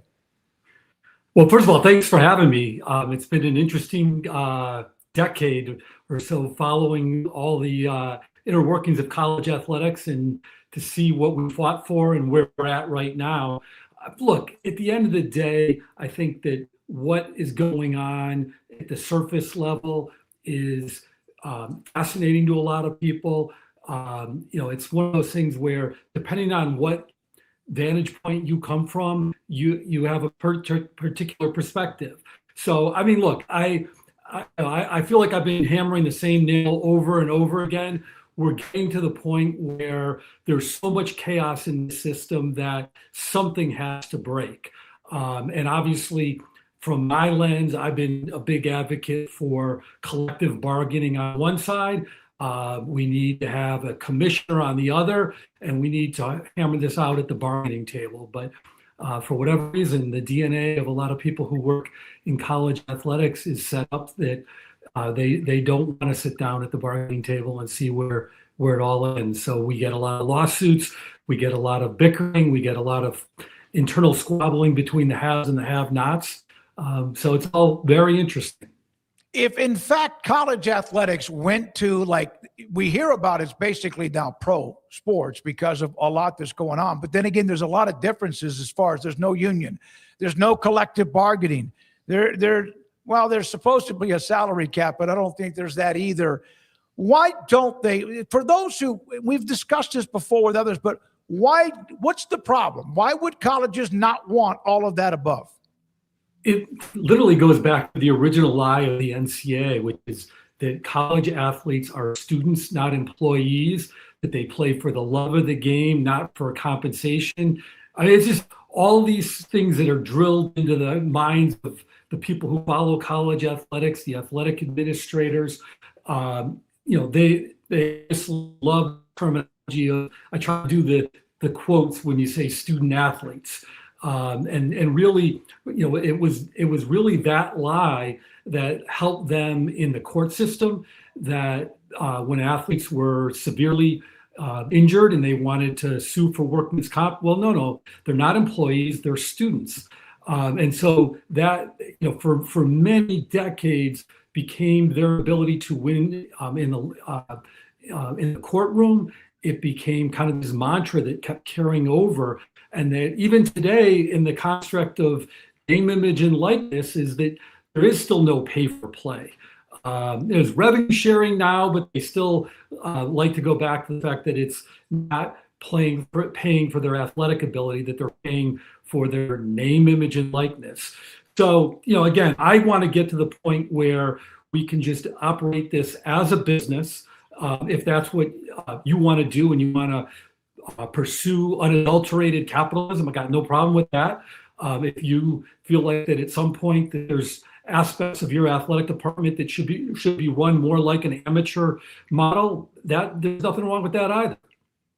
So here's something you mentioned, kind of back to how this all began. The NCAA manual states early on that its basic purpose is to maintain intercollegiate athletics as an integral part of the educational program and the athlete as an integral part of the student body. And by doing so, retain a clear line in demarcation between intercollegiate athletics and professional sports. That's like part of the first verse of NCAA athletics, correct?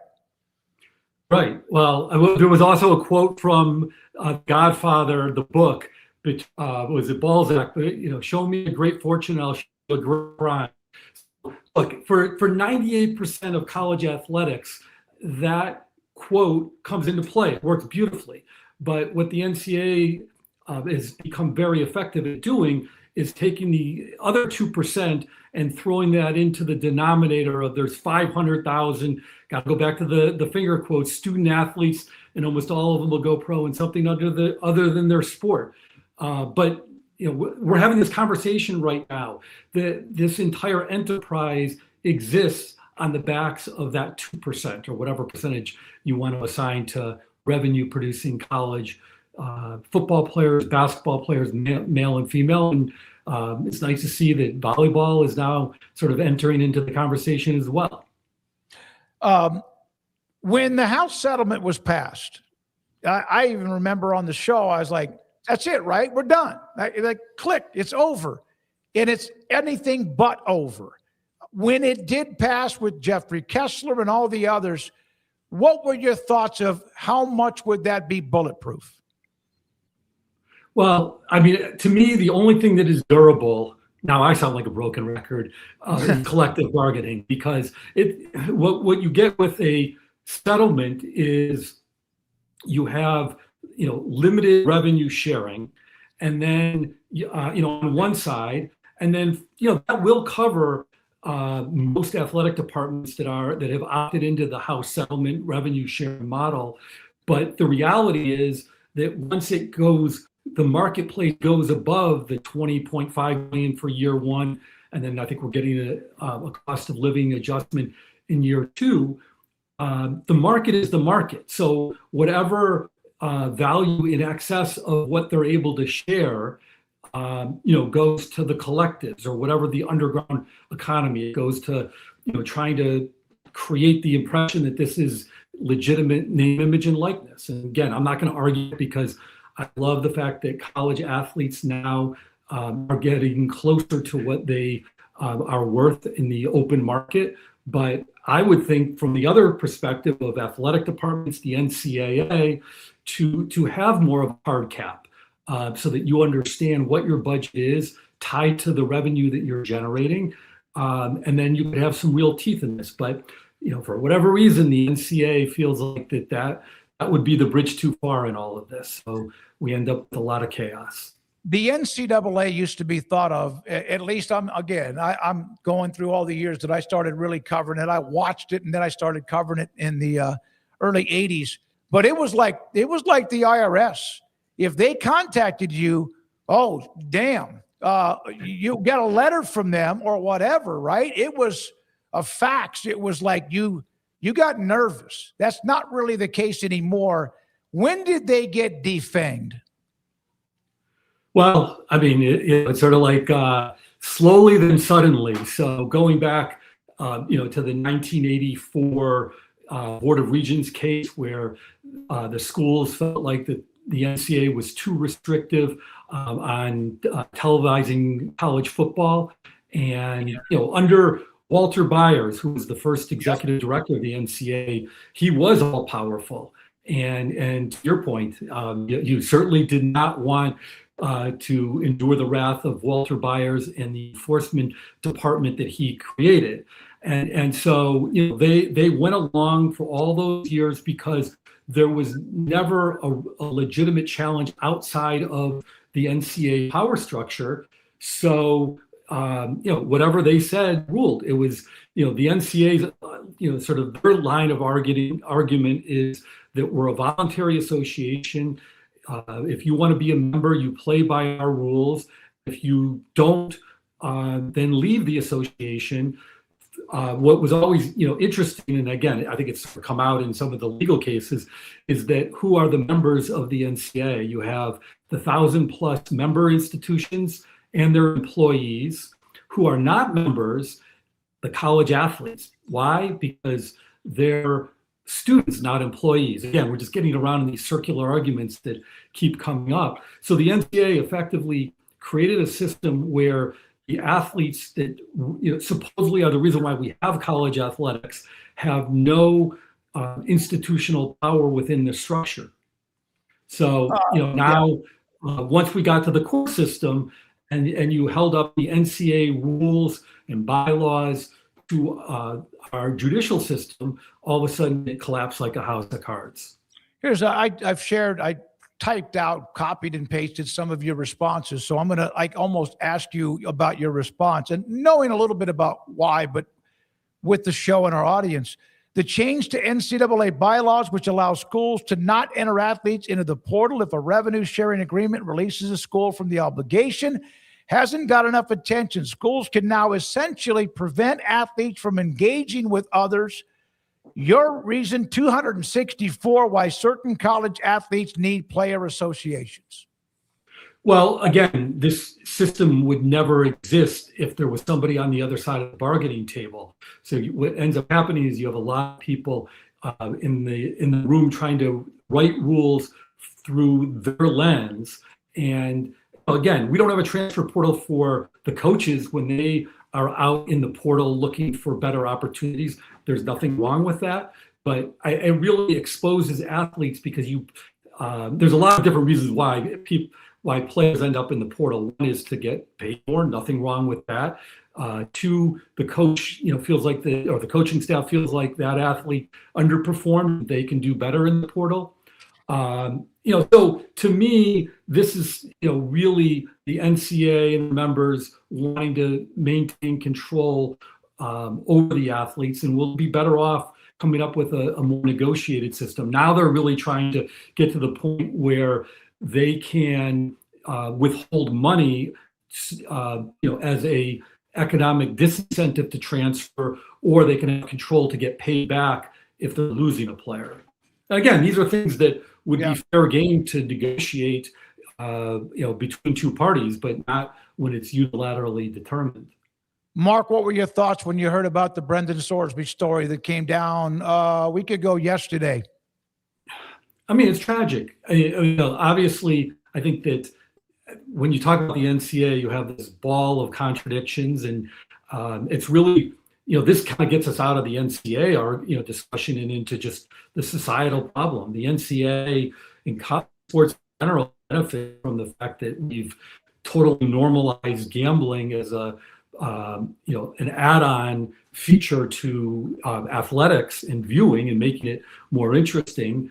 And it's difficult because now you have a high-profile, well-compensated athlete that's caught up in all of this, and we'll see how it all plays out. But just the idea that the NCAA and their members, and the NCAA I don't think has any arrangements with casinos, but there are some schools that are sponsored by gambling concerns. But I mean, if you ever want to have me back, we can talk gambling, because that was one of the first things that I ever wrote about was truth in gambling, and just understanding this whole world of information and just how vulnerable college athletes are. So we'll obviously watch how that plays out. Interesting now that he's got just Jeffrey Kessler representing him in his eligibility in his case to regain his amateur status. I'm not sure if you'll answer this or not, but if an athlete got dinged for gambling and it was at the level where they gambled on a team they were a part of, whether they played or not, redshirt freshman or nothing, whatever, a star, would you take that case to represent him? Well, two things. One is full disclosure, I am not a lawyer. So no, I would not. I mean, I would make sure that athlete would have the absolute best representation and have an opportunity to defend himself. I've had a lot of conversations with people who have been caught up in some of these cases. And again, it's sometimes it's access to a computer and passwords, and there's a lot going on here.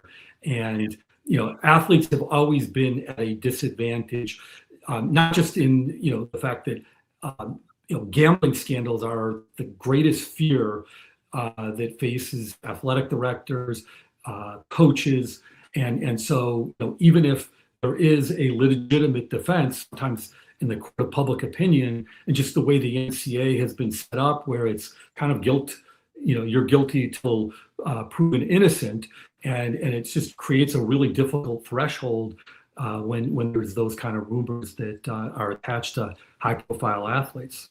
You do write a lot about the NIL. Do you feel like there needs to be some sort of certified, those who are handling the college athletes, whether it's an uncle or a high acclaimed attorney, should they need to be certified going forward? In the larger picture, absolutely. This, kind of goes back to the fact that typically agent regulation and certification is run through the Players Association. So, if you want to become an NBA PA certified agent or NFL PA certified agent, then you have to show proficiency, you have to take a test, they do background checks, there's ongoing oversight. Those are all things that protect the members of the Players Association. The NCAA, unfortunately, is in a position where because of the fact that they will not allow employment status, they won't recognize the union, then we're really leaving these players exposed. Going back to before NIL, the NCAA had the no agent rule. It literally made it a NCAA violation to access full and complete representation. Now, this was for a professional contract, not NIL didn't exist. Another thing, again, just how there's this domino effect of NIL. So we call it name, image, and likeness. In the agency world, it's okay to charge 15 or 20% for sponsorship agreements. So out of the gate with NIL, you had a lot of agents that were charging 15 or 20%, even though that there was a significant portion of NIL that was really mislabeled, which was really player compensation. So, if we had a union and we had sufficient agent regulation, there would certainly be a more uniform approach, and that we would probably land on capping agent fees at anywhere between 3 and 5%. That would be a big win for college athletes. They can still negotiate and get back to 3 or 5, 3, 4, 5%. But again, it's on the athlete to understand the world that they inhabit and who creates the market value and the value that's added to by the lawyer or the agent, and they can come up with it. But there's no structure in place. All right, Mark, last thing, if you don't mind. We've seen with the attorney fees must be massive. I can't even explain you can't imagine all the things they've been through over the years, but now they have the settlement. There's still problems. How much money did the NCAA in the last 20 or so years completely just blow because they didn't say, we're going to get to this point at some point, not because of Alston or whatever. Let's get ahead of the curve. How much would they have saved themselves? I actually would be the opposite. I think that spending massive amounts of money on protecting amateurism in this crazy system that we're in, so that they never had to get to the bargaining table, probably was worth it. I think we're getting close to the point where they've lost complete control, and the NCAA might lose, their relevance entirely. But I mean, in many ways, the fact that we're now seeing in football and basketball the payments to players, the roster budgets go to 20 million in basketball and 40 or 50 million in college football. So again, I mean, obviously I understand where you're headed, and yes, they have spent an absurd amount of money defending amateurism, but I would imagine that there's somebody in Indianapolis that have handicapped this from a legal standpoint, from understanding the war chest that they're fighting with, and I guess determined that fighting this to the bitter end is somewhat worth it. I would like to think that for the stability of the sport and just the chaos that we're in right now, that at some point they'll come around to the idea of that. I always hate using the word sustainable model, but it is getting a little bit absurd that we're having annual free agency. We're having these collectives come up with huge amounts of money that we're trying to get it through the NIL Go system and call it name, image, and likeness. So like I said, I think that it probably made sense for them to invest heavily in legal fees and defending amateurism. I hope that we're getting closer to the day where they realize that it's a complete charade and a waste of money, and we'll all be better off if we could negotiate at the bargaining table. One size doesn't fit all, but we're getting there. Mark, thank you very much for your time. I know you're very busy. Love watching you, following you on Twitter. Appreciate your time. Have a great rest of your day. I appreciate you having me. Mark Eisenberg, author, consultant, NIL Truth. Appreciate his time. And right around the corner, Craig SMOAK and Off the Radar, Hall of Famer John McClain at 5 or just after 5. We appreciate your time. This is the SMOAK Show on 365 Sports. I mentioned this yesterday. I turned 67 on Saturday, and I got up and didn't have much of a workout, but I went around the block 2 or 3 times, and I ran a mile. Jogged, not at a high speed, but got it done. Nice sweat. I did not do that at 66 or 65 or 64 or 63, and I could keep going back. But because of QC Kinetics now being a part of who I am and them helping me get through the pain that I would have in my hip, it feels good. And I'll run a mile tomorrow morning. I'm not going to do much more than that, probably 4 times a week, even sometimes early on a Saturday or Sunday before I go play a round of golf. I don't have the pain afterwards. I don't have it later in the day. It has made a difference in QC Kinetics and helping manage. No, getting rid of pain. If you have kicked the can down the road with steroid injections for how many different times, works for 2 or 3 weeks, if that long, QC Kinetics with a free consultation, and this is what they can do for you. Take your natural biologics inside of your body, draw your blood, spin it, put it back inside where your joints hurt, your shoulders, your elbows, your maybe wrist or your knees, or maybe it is in your hip. So if you have any kind of lower back or any kind of other pain, and it's more than just soreness because you'd worked out, it's getting worse and it's shutting you down and you can't get through it. And if you hear somebody start to chatter about surgery or operation, contact QC Kinetics. Numbers on the screen, 972-972-8610 and 713-913-5285. Get the free consultation. Let them go over it with you, what they can do for you, and get better, feel better like I do since I went to QC Kinetics back in September for the first time at QCkinetics.com. It's time to compete against yourself, finding too many excuses not to work out combined with bad eating habits, and Waco Regional Tennis and Fitness can help reach inside your competitive soul. Discipline, getting results you've only dreamed about, personal training, group exercise classes, and even a tanning bed, world-class tennis facility, and pickleball courts and lessons available. Waco Regional Tennis and Fitness, spacious, clean workout rooms, free weights, state-of-the-art technology, weight training equipment, and no intimidation. It's time for you to react today, not tomorrow, at Waco Regional Tennis and Fitness on Lakeshore Drive in Waco.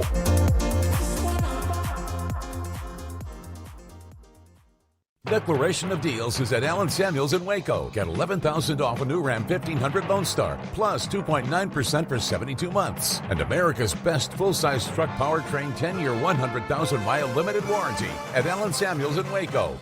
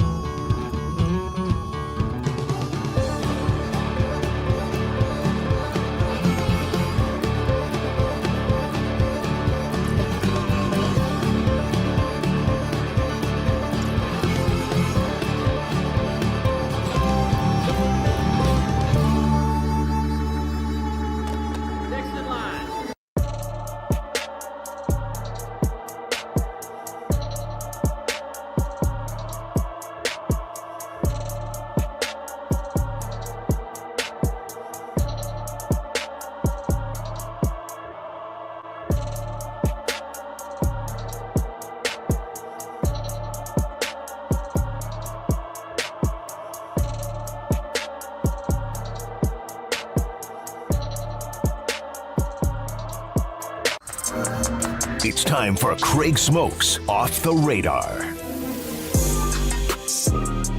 welcome to 365 Sports. Time for a little Off the Radar and take a look at some stories outside of the normal college football topics. And so we're going to start off well off the radar.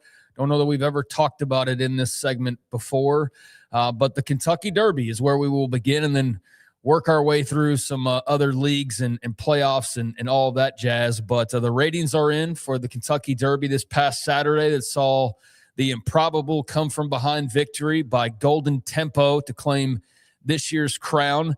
And as of last word, 19.6 million viewers across Nielsen and Adobe Analytics gives the Kentucky Derby its largest audience in the Nielsen meter era, which is 1989 to present.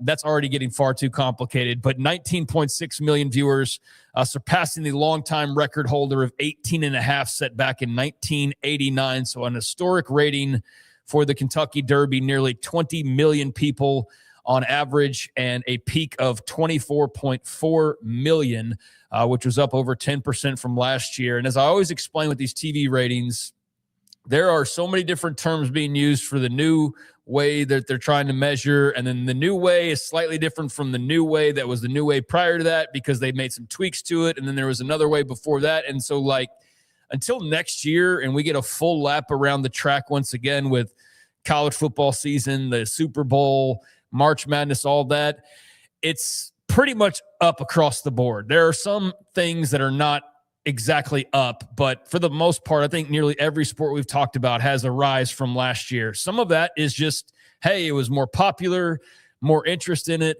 Some of that is definitely the new way they're calculating ratings. So to really know what we're looking at as far as viewers, I think it's going to take another year, but that's not going to stop, nor should it, the Kentucky Derby and all of those involved in airing the race from going and rushing with the printer paper going, see, the latest numbers are in, and we got nearly 20 million people watching Golden Tempo win. And regardless of whether you were a part of that number or not, hopefully by now you've watched that race. I did not catch it live. I'm admittedly somebody who, once I saw a couple of Triple Crown winners, just don't have as much desire to go watch the Kentucky Derby every year. But I did get a text shortly afterwards from my sister saying, did y'all see that? And then I went and watched it on YouTube, and it was incredible. I mean, it was an incredible come-from-behind win by Golden Tempo. So, yeah, nearly 20 million on average, nearly 25 at its peak. And so a very successful Derby Saturday for the folks out there in Kentucky. Your sister gets absolutely psyched up, geeked for the race. She had us pick out little tiny pieces of paper with the numbers. So we got the horses. I had the one that finished second. She was losing her mind. It was a phenomenal finish. And just how far back that the winning horse, Golden Tempo, was. And then the fact that second place was his brother. And I didn't even realize that. And they kind of did a fist pump a little bit later down the track, but it was phenomenal from the one horse falling backwards before the race, which is a monstrous horse. It was pretty good. I watched that. Now, I don't know if I'm going to win the Preakness. I'm not sure I'm going to say, okay, I got to be watching at 540, but we'll see what happens from here. Yeah, I think it's a unique attraction. I think that if you haven't seen a Triple Crown winner, there's still that appeal to it. It's also the Derby, so it's the most famous of the three. And so, yeah, everybody at least checks that out to see who's setting the pace to be maybe the next Triple Crown winner. I think gambling being so prevalent, clearly this isn't a once a year type of an event that you want to bet on the Kentucky Derby. So I'm sure there's some element of that, and just something, different this time of year outside of baseball and all the rest that is fun on this particular Saturday. So very successful event, very interesting race and finish, and winner was Golden Tempo. And as a matter of fact, you can get lost on these ratings websites as far as I was trying to explain a second ago, the Nielsen ratings versus the compared with that and the other. And it gets very convoluted, quite frankly, but just on the surface, this one note from Sports Media Watch that was interesting. This year's audience for the Derby surpassed the NCAA men's basketball national championship game, which was the most watched national title game in 7 years. And also most watched sports event outside of football, obviously, the Olympics, and then some kind of random one-off game sevens like the World Series last year. But other than that, a very popular event. So maybe you were part of that. Maybe you weren't like me, but you caught it afterwards. And I'm glad that I did, because that was incredibly dramatic and interesting. And now I think it's the type of finish that actually gets people going all right, when's the next one? When's Golden Tempo going to go win this? See if wins this next leg and where this story goes from here. Yeah, the Preakness is next. And then I don't know if I'll even watch that unless I'm just happen to be in front of a TV and I notice it's coming on. But then if he wins, if Golden Tempo wins the Preakness, then the Belmont will have huge numbers. Right, yeah. Because of the interest in the Triple Crown. Yeah, absolutely. So, Golden Tempo setting the course, and we'll see where it goes from there. But that was one of the best finishes I've ever seen. And it has been, it's not quite 10 years, but we're coming up on nearly a decade since Justify was a Triple Crown winner. So it's been a little while, and certainly younger folks maybe didn't catch that at the time. But regardless, really good numbers for the Kentucky Derby, a very strong showing there. And meanwhile, Live Golf, there's not so much speculation about what the future will be ultimately. It's either going to have some a storm of parachutes come rolling in from a bunch of people that just have money to burn, which is unlikely, and it keeps the league afloat, or it's going to change into something unrecognizable and maybe just live off the name Live, although I don't know how much weight that carries, or it's just going to go away. It's going to go to the wayside. And I think that's where most people feel like we're eventually headed by the end of the year. But regardless, we know Live is on shaky footing. It's getting its funding pulled. And so that may be the full plug pull when all is said and done, but it has left questions about the future and who might be brought back into the fold when it comes to PGA returns. But one little update here from John Rahm. He said that he's got multiple years left on his contract with LIV and doesn't see many ways out as the league attempts to find new financing. In a news conference today ahead of the LIV Golf Tournament at Trump National, he said that he has settled his long dispute with the DP World Tour over unpaid fines for playing in conflicting events without a release. He said, following talk about that, right now I have several years in my contract left. I'm pretty sure they did a pretty good job when they drafted that, so I don't see many ways out. Right now, I'm not really thinking about it because we still have a season to play and majors to compete for. It's not something I want to think about just yet. And he was also asked about what he was told as far as PIF funding and how that was all going to work. He had been told, along with other LIV golfers, that they had many years to go. He said, honestly, I think the initial news and the rumors over there in Mexico, since we're in a tournament week, I almost just tried to act as if it was just rumors because we're competing. I didn't want to waste any energy on an already demanding week thinking about it. For me, the reality kind of came afterwards. I would say everybody was surprised. Obviously, it was unexpected. Was it?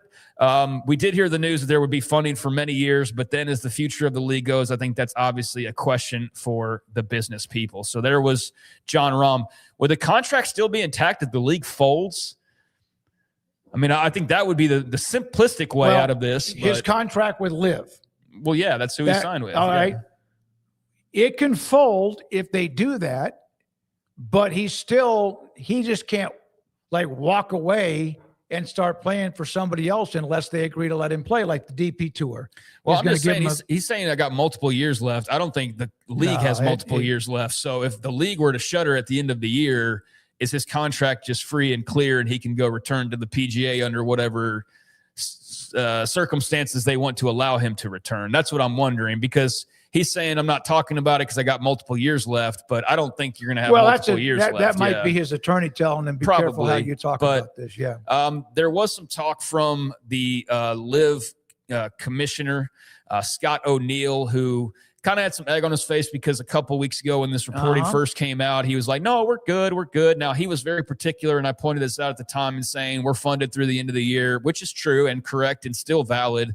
But he is now talking about their potential, and he said, as far as the PIF breaking away after spending more than $5 billion and what will apparently be $6 billion by the end of the year, O'Neill said he's received about a dozen calls from potential investors, including private equity firms and other high-worth individuals. He said, it's still early. We haven't gone to market yet. We haven't finalized our business plan. We are still picking and prodding, but we have a good sense at this point, 10 days in.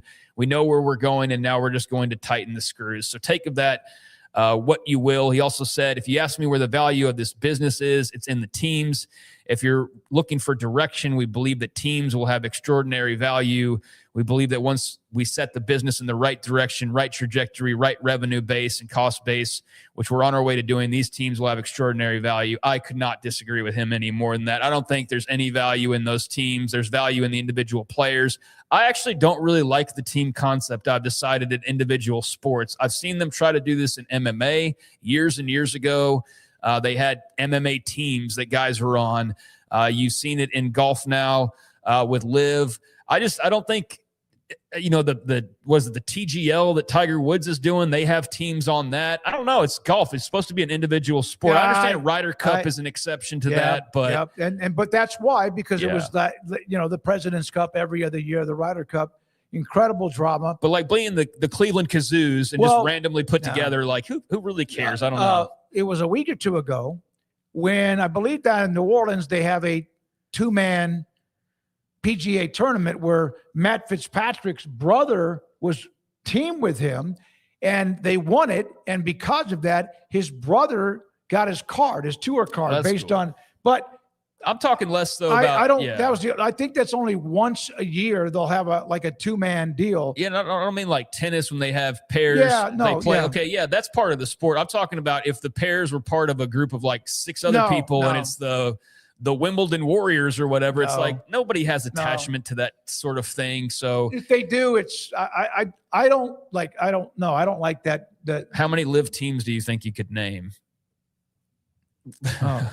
I don't think I could probably name a single one because they're not like Well, there was, I got to tell you this. I don't remember watching more than maybe 8 minutes of any type of day. I was at Daniel and Jennifer's house one day, and they had that, down the left-hand side, looked like a NASCAR standings. Yeah. But I didn't even know it. I didn't understand what it was. Yeah, well, there's the Four Aces was the Dustin Johnson. That's the one I always remember just because it's kind of catchy. But yeah, there's various other ones. But that's what O'Neill is banking will be some of the pull for Live Golf. I can sense the eye rolls. I can sense the shaking of heads of like it's not going to matter. But they're going to still sit there and try to put up a fight. Understandably so. You would too if you're the CEO.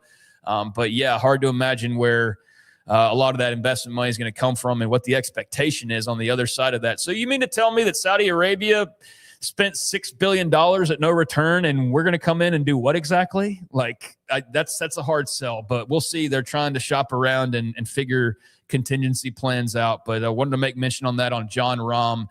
So still a ways to go in figuring out how all these returns to the PGA may or may not work, but Liv is still kicking in the meantime. Meanwhile, there's a couple of events to mention later on tonight. The NHL has their draft lottery, and this is notable because we will figure out who the number one pick overall is. And I'm more interested in this after a random documentary viewing the other night. So after the NHL playoffs were over with, I want to say it was maybe 2 nights ago on TNT, they ended up airing this documentary on Gavin McKenna. And do you know who Gavin McKenna is? No. Does that name ring a bell? Well, he's the number one prospect in the NHL draft. He played for Penn State. He's a Canadian.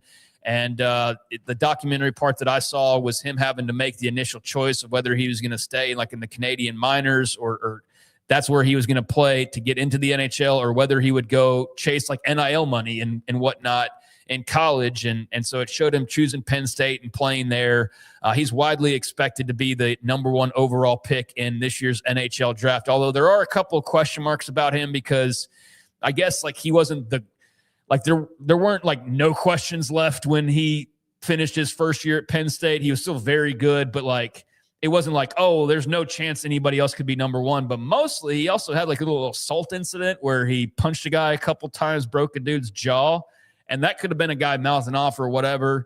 Eventually, after having some felony charges filed, those got dropped, thankfully, after a little bit of an investigation. But that's just kind of the stuff that's been swirling around Gavin McKenna that maybe precludes him from being the number one guy, but he's widely expected to be the number one guy. I found the documentary pretty interesting as well, but that will be as soon as we wrap up here at about 6 o'clock, the NHL draft lottery to see who will probably draft Gavin McKenna at number one overall. But in the meantime, tonight around that time at 7 o'clock, one game in the NHL as we start to whittle down the playoffs. The Minnesota Wild at the Colorado Avalanche out in the West. Colorado at home leads that series 1-0. So that'll be coming up on ESPN. And then tonight in the NBA, a couple of games. You got the Cavaliers, the Pistons out in the East, 6 o'clock start time on NBC Sports Network and Peacock. And then also on main NBC and Peacock streaming, the Lakers at the Thunder. Those are both game ones of the East and then West semifinals. And that Western semifinal, OKC hosting LA, will get underway at 7:30. So there you go. 3 playoff games across sports you can check out tonight and a couple things off the radar. Yeah, I saw where Carolina's off to a quick start. 2-0, as you mentioned. They're really, really good. And I have watched a little more hockey than normal. Watched some of the Stars in Minnesota. Minnesota was way too much for them. Colorado, of course, is like next, and how good they are. Thank you, Craig. Appreciate it. Yeah, Off the radar. Colorado gave it to him, gave him the business in game one. So we'll see if they do that. But yeah, as a Stars, I'm not going to say I'm a big fan, but as a Stars fan more than any other team, to see them get beat up by Minnesota and Minnesota turn around and get beat up a little bit was like, oh, well, I guess the Stars are where they need to be. I think Minnesota was a heavy favorite. They'll represent the West, barring some sort of an upset. When we come back, Hall of Famer John McClain, he will join us. We'll have the quizzes, poll results, and the wheel. This is 365 Sports and the Smoke Show.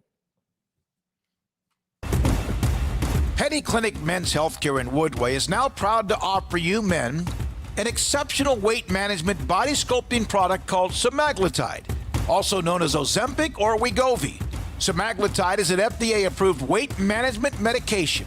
Once-a-week injections of this powerful medication offers an average body fat weight loss of 20% within the first year of treatment. In addition to body sculpting, semaglutide also normalizes blood sugars and has the clinical research proof of reducing blood pressure, cholesterol, stroke, and heart attack risk. If you're like most men and you have stubborn fat that will just not respond to typical diets and exercise, then help is finally here. Semaglutide. Affordable, highly effective. Google search Petty Clinic Waco and reach out to the Petty Clinic team today for a free consultation with Dr. Petty to see if semaglutide is right for you. Go to pettycliniclowt.com.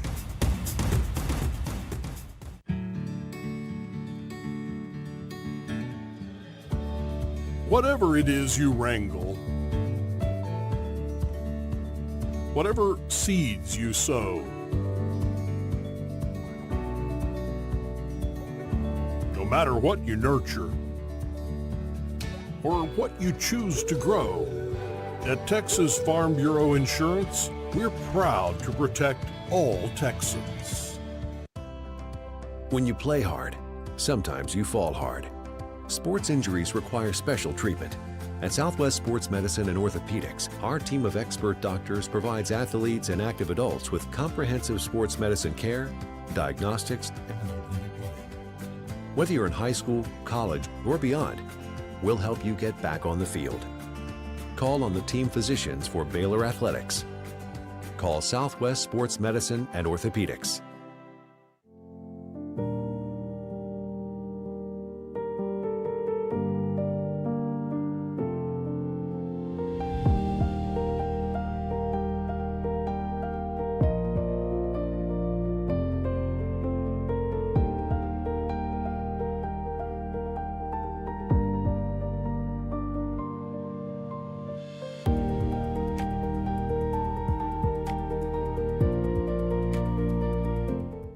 I pitched in the major leagues for 24 years, and let me tell you, I can feel it in my joints. Shoulders, elbows, and knees. Trust me, pain doesn't retire when you do. I tried everything to get rid of the pain. Nothing worked until QC Kinetics. Baseball legend Roger Clemens and other patients are getting lasting relief with QC Kinetics regenerative treatments. No surgery. I trust QC Kinetics. You should too.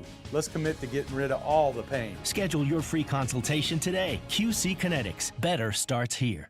From the TFNB Your Bank for Life studio.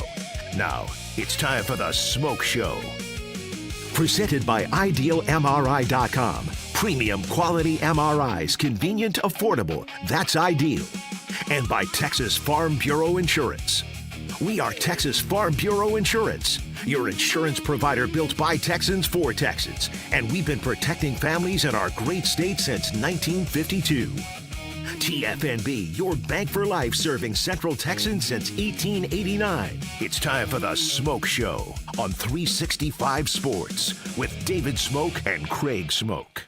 All right, here we go as we are into the 5 o'clock hour. And on Tuesdays, the Hall of Famer, John McClain, will join us here on the Smoke Show. And John, thank you very much for your time.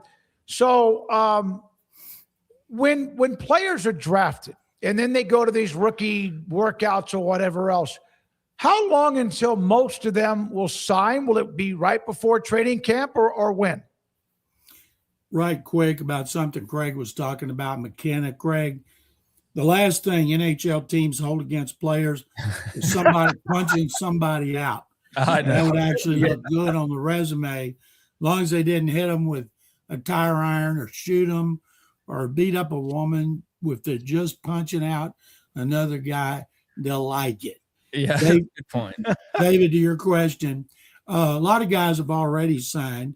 If they get to their OTAs at the end of May, they have insurance policies that'll protect them. And every once in a while, you'll find a high pick who won't show up, but most of them do. Generally, contract issues are not what they used to be because the last collective bargaining agreement. And so it's just not something teams worry about. And usually, and I've never understood this, some teams will tell a player, okay, if you're a first round pick and we owe you for 4 years, and then all of a sudden, if we cut you and you go somewhere else, you know, the money that you get there, we don't have to pay you. If we cut you with like 2 years left on your contract, and most agents will say, no, you shouldn't be talking about cutting a guy that's in the first round, but it's called offset language. Most of them will go ahead and sign a contract, a 4-year deal. And if you end up getting cut, you still get that money plus whatever you get from a new team. But there are a couple that have been hard-headed and say, okay, if you get cut, what you get for the new team, we don't owe you. So, John, how would you describe D'Amico Ryan's coaching career up to this point as head coach? Just kind of a random off-season question. They've obviously found some success, but you covered him as a player, you covered him as an assistant, covered him as a head coach now with a few years under his belt. Like, what have you made of the job he's done, and what would be maybe some of the highs and lows kind of moving forward that you have your eye on? He's done an outstanding job. Everybody in the NHL knows that. There's only 2 teams that have won a playoff game in each of the last 3 seasons, and they're one of them. And he took one of the 2 worst teams in the league, and they turned it around with the 23 draft with C.J. Stroud and Will Anderson Jr.'s second and third overall picks. And Nick Casario's done a great job. Casario has final say on a 53-man roster, but he doesn't bring players here that D'Amico doesn't want. Head coaches have control over the game day roster. So if he takes players D'Amico doesn't want, he may not play them. Just like if Casario gives him a player he wants, Casario really doesn't want, D'Amico might play him come hell or high water to prove he was right. So they've done really well a meeting of the minds to get guys both of them agree on. And their defense is the best in the NHL, the most physical, the fastest. They're talented. They've got depth. And the problem, of course, has been they didn't have a running game last season. Our offensive line was terrible at run blocking, and they've worked really hard to try to improve the run blocking as well as bringing in David Montgomery from Detroit. He had 8 touchdowns playing behind Jahmyr Gibbs last year. Texans only had 9 rushing. Last 3 years, he had 33. Texans had 34. So they expect the running game to be a lot better, and that means C.J. Stroud better be a lot better. Even if Stroud plays well in regular season, which he's done, people are going to be holding their breath in the playoffs to make sure it's not a repeat of what it was last season. The year before, in the last game before they were eliminated at Kansas City by 8 points, he played really well. So that's why the New England game was stunning to all of us. And I think a big problem was the game plan. When they scored 2 touchdowns on defense to beat the hell out of Pittsburgh in Pittsburgh, why do you come back trying to throw the ball a lot in the snow at New England? And just about any kind of game plan should have been ultra conservative on offense, anything but turning it over. And it backfired, and they were embarrassed. You know, we discussed Caleb Downs and the Cowboys moving up 1 just to ensure that they would get him. It's not like he dropped. It's a position that doesn't usually get picked very high, although there have been some. He's not like the size of a Sean Taylor, the late Sean Taylor, or maybe an Ed Reed, but just a tremendous football player. Your thoughts about him and how good he really is, and what if, of course, their defense was a wreck, and how he is truly, like, his football IQ is nuts. First of all, I think it's absolutely preposterous the way that a lot of teams operate. There's a lot of people around the country who were blasting the Cardinals for taking the best player, Jeremiah Love. You know, you want people to take the best player, not the best player to need position, like 31 other teams did, and then they get criticized, like Love's not going to play 7 or 8 years. That's just ridiculous.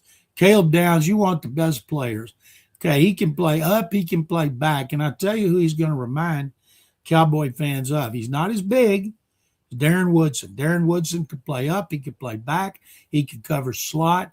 He could cover wide receivers, tight ends, and that's the way Caleb Downs is going to be.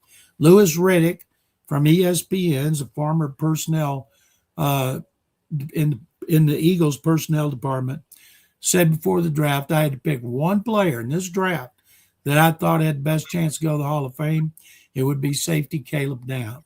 And safeties are the last line of defense. And if you're good and you can play up or back and you can play the run, you can run and cover, it was a great pick. Now, any of us could have gotten that pick when he fell to the Cowboys.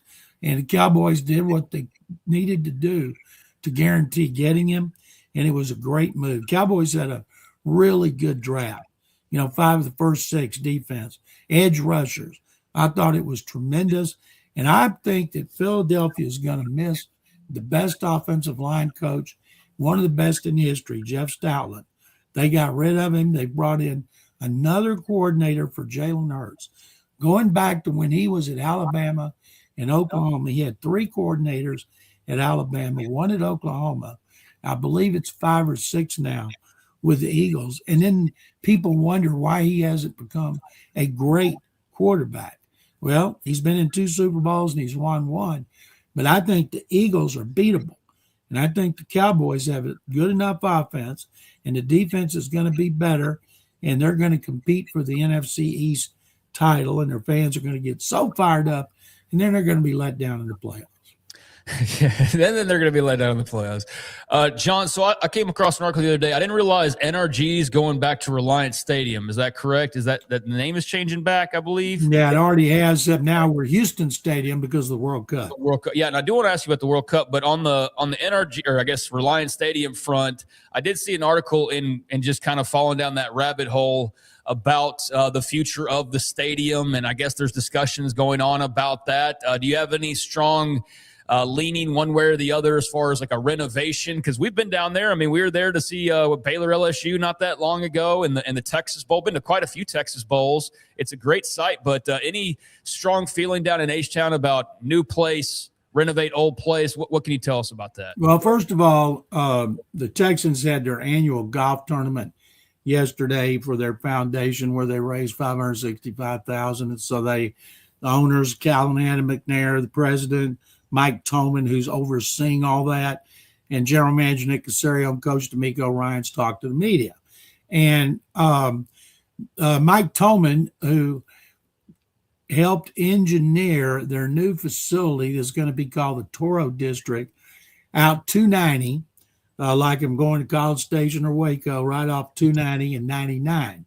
One of 3 loops we have that go around the city. 610's 30 miles. The Beltway 8 is 60 miles, and 99 is 90 miles. So you got a great piece of property out there. They're building like what the Cowboys have in Frisco. Well, they also have a lot of room out there for a new stadium, but they want to stay on the premises, Reliant Park. And the renovation of the stadium, it's owned by the county. County is responsible for upkeep. County has fallen way behind. So at some point, you start talking about everything that's needed. You're at $1 billion or $2 billion, and you say, well, we'd like to have a new stadium. Of course, they'd like to have a new stadium. And they said they want to stay in the county.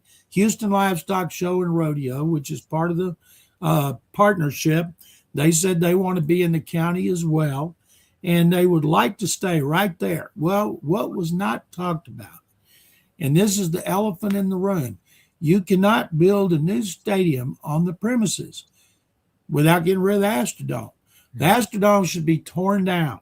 It's just sitting there, taking up space, costing millions.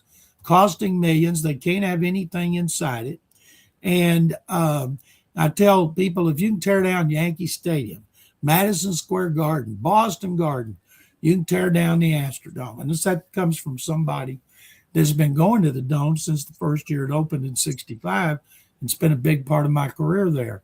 But I'd say tear it down, build a new stadium next door. And I think ultimately lease doesn't expire till 32. They got plenty of time to work this out. And I'll say this, opponents of new stadiums always raise hell oh, there's no economic value, taxpayers lose. Well, it depends on how it's financed. And once the stadium's built, everybody loves it.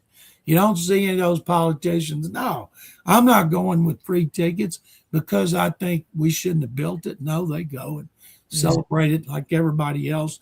Buffalo's is going to open next season. Tennessee's going to open the year after that. And the Texans don't want to do like Kansas City and Chicago and threaten to leave the state. So I don't know if they'll get it done when, but I do believe it's. Oh, lost him. He froze up on us on the screen. Hopefully we'll be able to reconnect with him because we have a couple more questions I have for him. John McClain, Hall of Famer. Let's see if he's back on. Back on? Yeah, hopefully we can get him back on. But there we go. There we go. I'm always back in 15 seconds. Yeah, there we go. Yeah, no, you wrapped it up perfect. And like there's been 4 or 5 Madison Square Gardens. I mean, just in name. So to your point, but yeah, I just wondered, like, it was cool to have the novelty of the Astrodome still there. But yeah, after a while, after 20 something years, and it's just sitting there and it's not doing it. Like, yeah, like what's the point It's after? on life support. Actually, Right. It's already died, but it's a political hot potato because there are groups there that raise all kind of cane anytime anybody brings up the fact that the dome should come down. And it's going to cost, latest estimate, $235 million to tear it down. Well, add it to the cost of the new stadium, be done with it. That's called progress. Hey, let me ask you this. When was the last time you walked into the Astrodome? They won't let you go in the dome because they're afraid things will come down and hit you on your head. Okay. One time, let's see, in 2013, J.J. Watt's 3rd season, he asked me if he got a golf cart, if I could go in there with him and his good buddy, Brooks Reed, a linebacker, take him in there, park, and show him where everything happened. And I said, sure, but the county wouldn't let us go in there. They didn't care if it fell on my head, but they couldn't have it falling on Watt and Reed's head, and they haven't had any events there. You know, people that see it, you know, they see it from Loop 610 and Reliant Stadium dwarfs it. Well, it's because the dome, half of it's in the ground. And there have been all kinds of proposals of what you could do with it, including the world's largest parking garage, but that's not going to work. At some point, they'll realize this is wasting money, taking up space. If we don't want the Texans to go out to 290 and 99, which is a pain in the butt for people all over the other parts of Houston, we've got to acquiesce. Yeah, Kirby Drive. I covered many an event at the Astrodome. Probably the ones that I remember the most were Astros playoff games when Don Sutton was there, or high school football playoff games. Last thing, John, I noticed that who is it? Is it the Lions general manager, executive John Dorsey, prank calls GMs? I haven't watched it. I've watched it, but I haven't read it.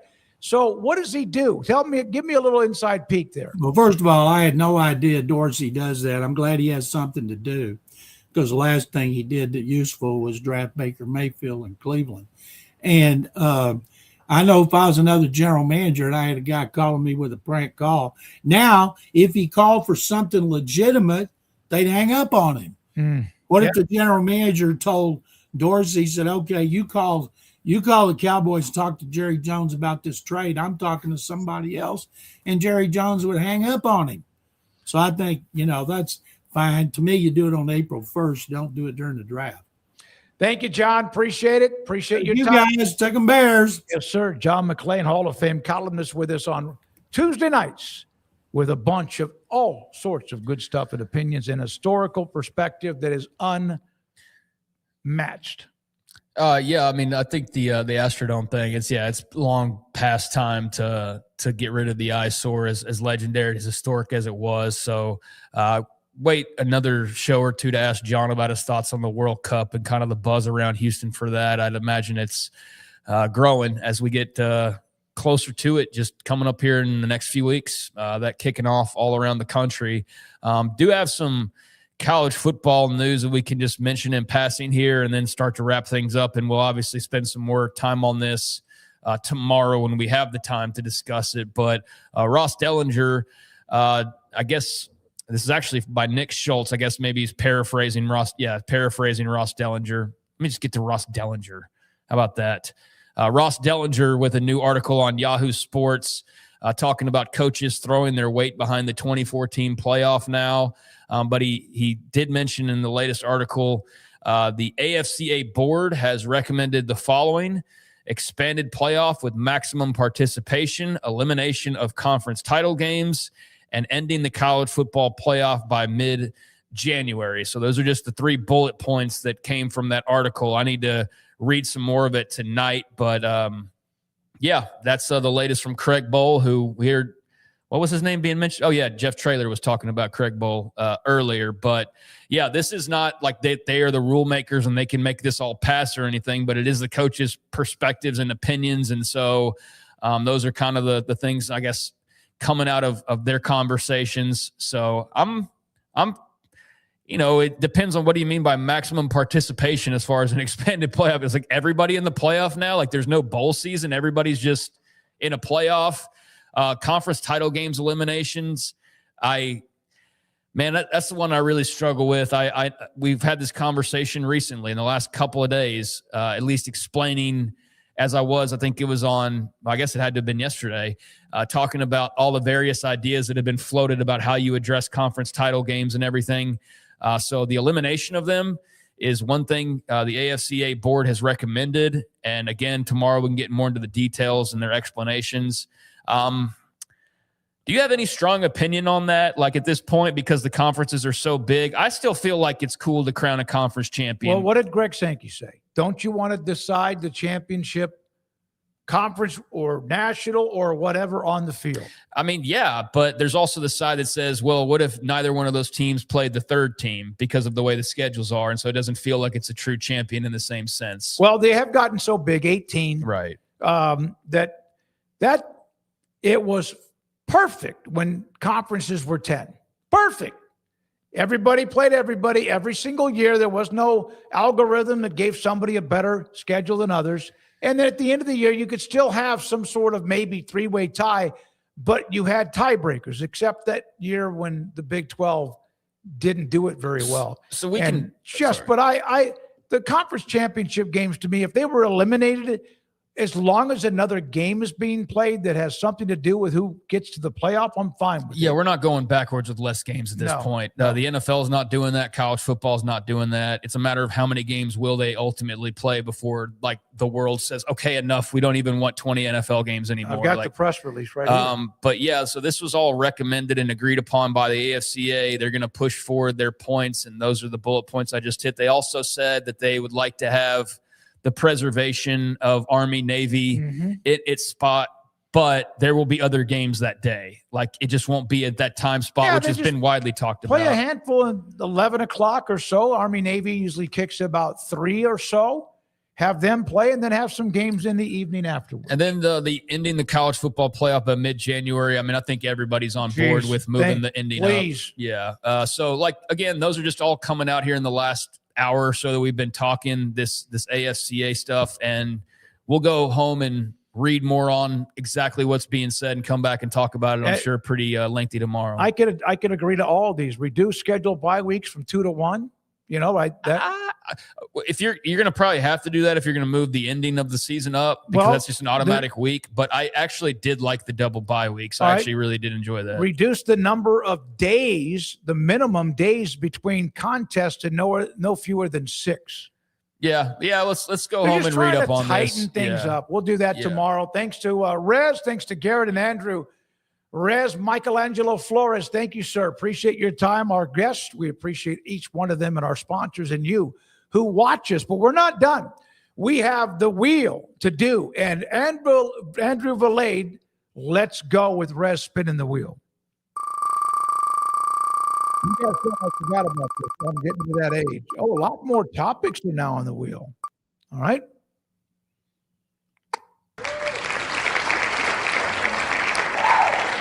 Yeah, we've had this before. No, I don't know if it was. I've never been inside a Costco. I have a membership to Sam's, and I go inside it about 6 times a year. And I don't go in there very long. I'm not one of those that strolls along, I go in for a reason and a purpose, but I have not been inside Costco. Yeah, I feel like this deja vu, like we had this question or something very similar. So yeah, we might want to scrap Sam's Club for the time being, but unless they want to sponsor this show, and then we'd welcome them with open arms, and Costco for that matter. Yeah, I've been inside, and I don't think it to a Costco, but to a Sam's Club. I have no reason to really go to one often at all, though. It's been a good long while since I've been to one. So yeah, I've been inside a Sam's Club, but it's been several years now at this point. All right. So there's the wheel. That might have been a former conversation. I don't remember. You're right. No, it was definitely a conversation. I just don't know if it was that exact same It might question. have been something we just randomly asked. No, I think it was based off of that, but that's okay. All right. Now let's go to the quizzes, where two of them on this day, 1973, which legendary horse began his Triple Crown run with a record 1:59.40 Kentucky Derby? First ever under 2 minutes. And all of them were great. Oh, these are Hall of Fame names. I'm going to say Secretariat broke the record. I don't know. I mean, he did everything. I mean, you're the one that was alive in 1973. So, well, Secretariat won the Triple Crown in 1973. Affirmed is the one that broke a long drought. Seattle Slew was after Secretariat, and Citation was maybe before I was born. Secretariat. Well, if Secretariat won the 73 Triple Crown, then it won the Kentucky go. Derby. Put up the answer, and I am going to be right again, and we are. Known as Big Red, a record time for 1 1/4 mile distance stands to this day. 5 decades later, in a fast, pure stamina, he actually ran every quarter-mile segment faster than the one before. He went on to win the Triple Crown, famously taking the Belmont Stakes by a staggering 31 lengths and beat Sham. Not much, by the way, to win that Kentucky Derby. Heard a lot about Secretariat, read a lot about Secretariat.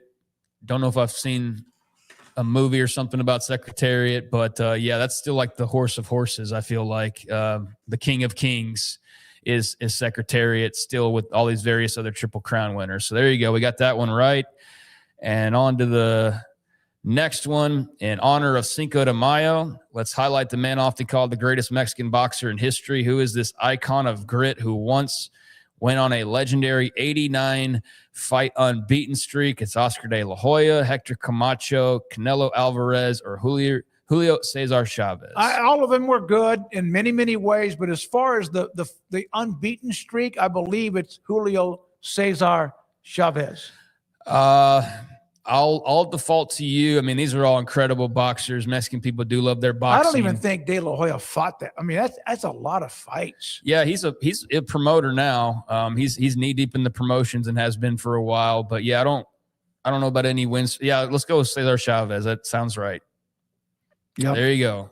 El Gran Campeón Mexicano. Chavez was a force of nature, finishing 107-6-2. That's a lot of fights, man. Nope, kidding. Yeah. 6-time world champion across 3 divisions, ranked second all time with 86 knockouts. It's a lot of knockouts. His legend peaked in 93 at Estadio Aztec Stadium, for those of you out there that don't know, fighting before a record 132,274 fans. He never lost on home soil, embodying Mexico's heart and pride. So, yeah. There you go. Julio Cesar Chavez. He was amazing. The other guys were pretty good too. All right, so we got 2-0 with the quizzes today. And let's now go to the poll results from Andrew Valade. Which dip is your favorite for tortilla chips? They're all good. But if I had to take one, then I'm going queso dip. I mean, it's so delicious, but salsa for me can be hit or miss. I'm not the spiciest food person in the world. I can't handle the heat when it comes to food all that well. And so salsa, sometimes it's on the money. Sometimes it's out of my game. Guacamole's good. Like, I don't know how many, the cassoulet green sauce. Yeah. I don't know if that even still exists the way it used to, but back in the day, the cassoulet green sauce, that would have probably been my answer. But these days I'll say queso dip. Queso dip, if it's got meat in it, I like that a lot. I order that when I go to a Mexican food restaurant. I'm having lunch at Chewy's tomorrow, and I'll get a little bit of that. Guacamole is something I really didn't like for the longest time, and then I got used to it. Cassoulet green sauce, though, you liked that, right? Oh, yeah. Yeah, that stuff was yeah. delicious. Yeah, Casa Olay green sauce. And their chips were always a little bit thin, but still sturdy. But the queso dip with meat in it, I love it. All right. Hard not to. All right, let's go to the next one. Andrew? So we were in line with everybody else on that one. What should the Raiders do with Fernando Mendoza in 2026? Week 1 starter, Kirk Cousins now, Fernando Mendoza. Fernando Mendoza later, redshirt till 2027. Play it by ear in camp, and Cousins now, Mendoza later, the winner at 46%, followed by redshirting till 2027, and then a tie between week 1 starting and playing it by ear in camp. I think the smart play would probably be Kirk Cousins now and Fernando Mendoza later, just because there's no need to throw him to the wolves unless you feel that he's ready for it. But you brought Cousins in to do something just like this, is to basically take the baton and hand it off to him when he's ready for it.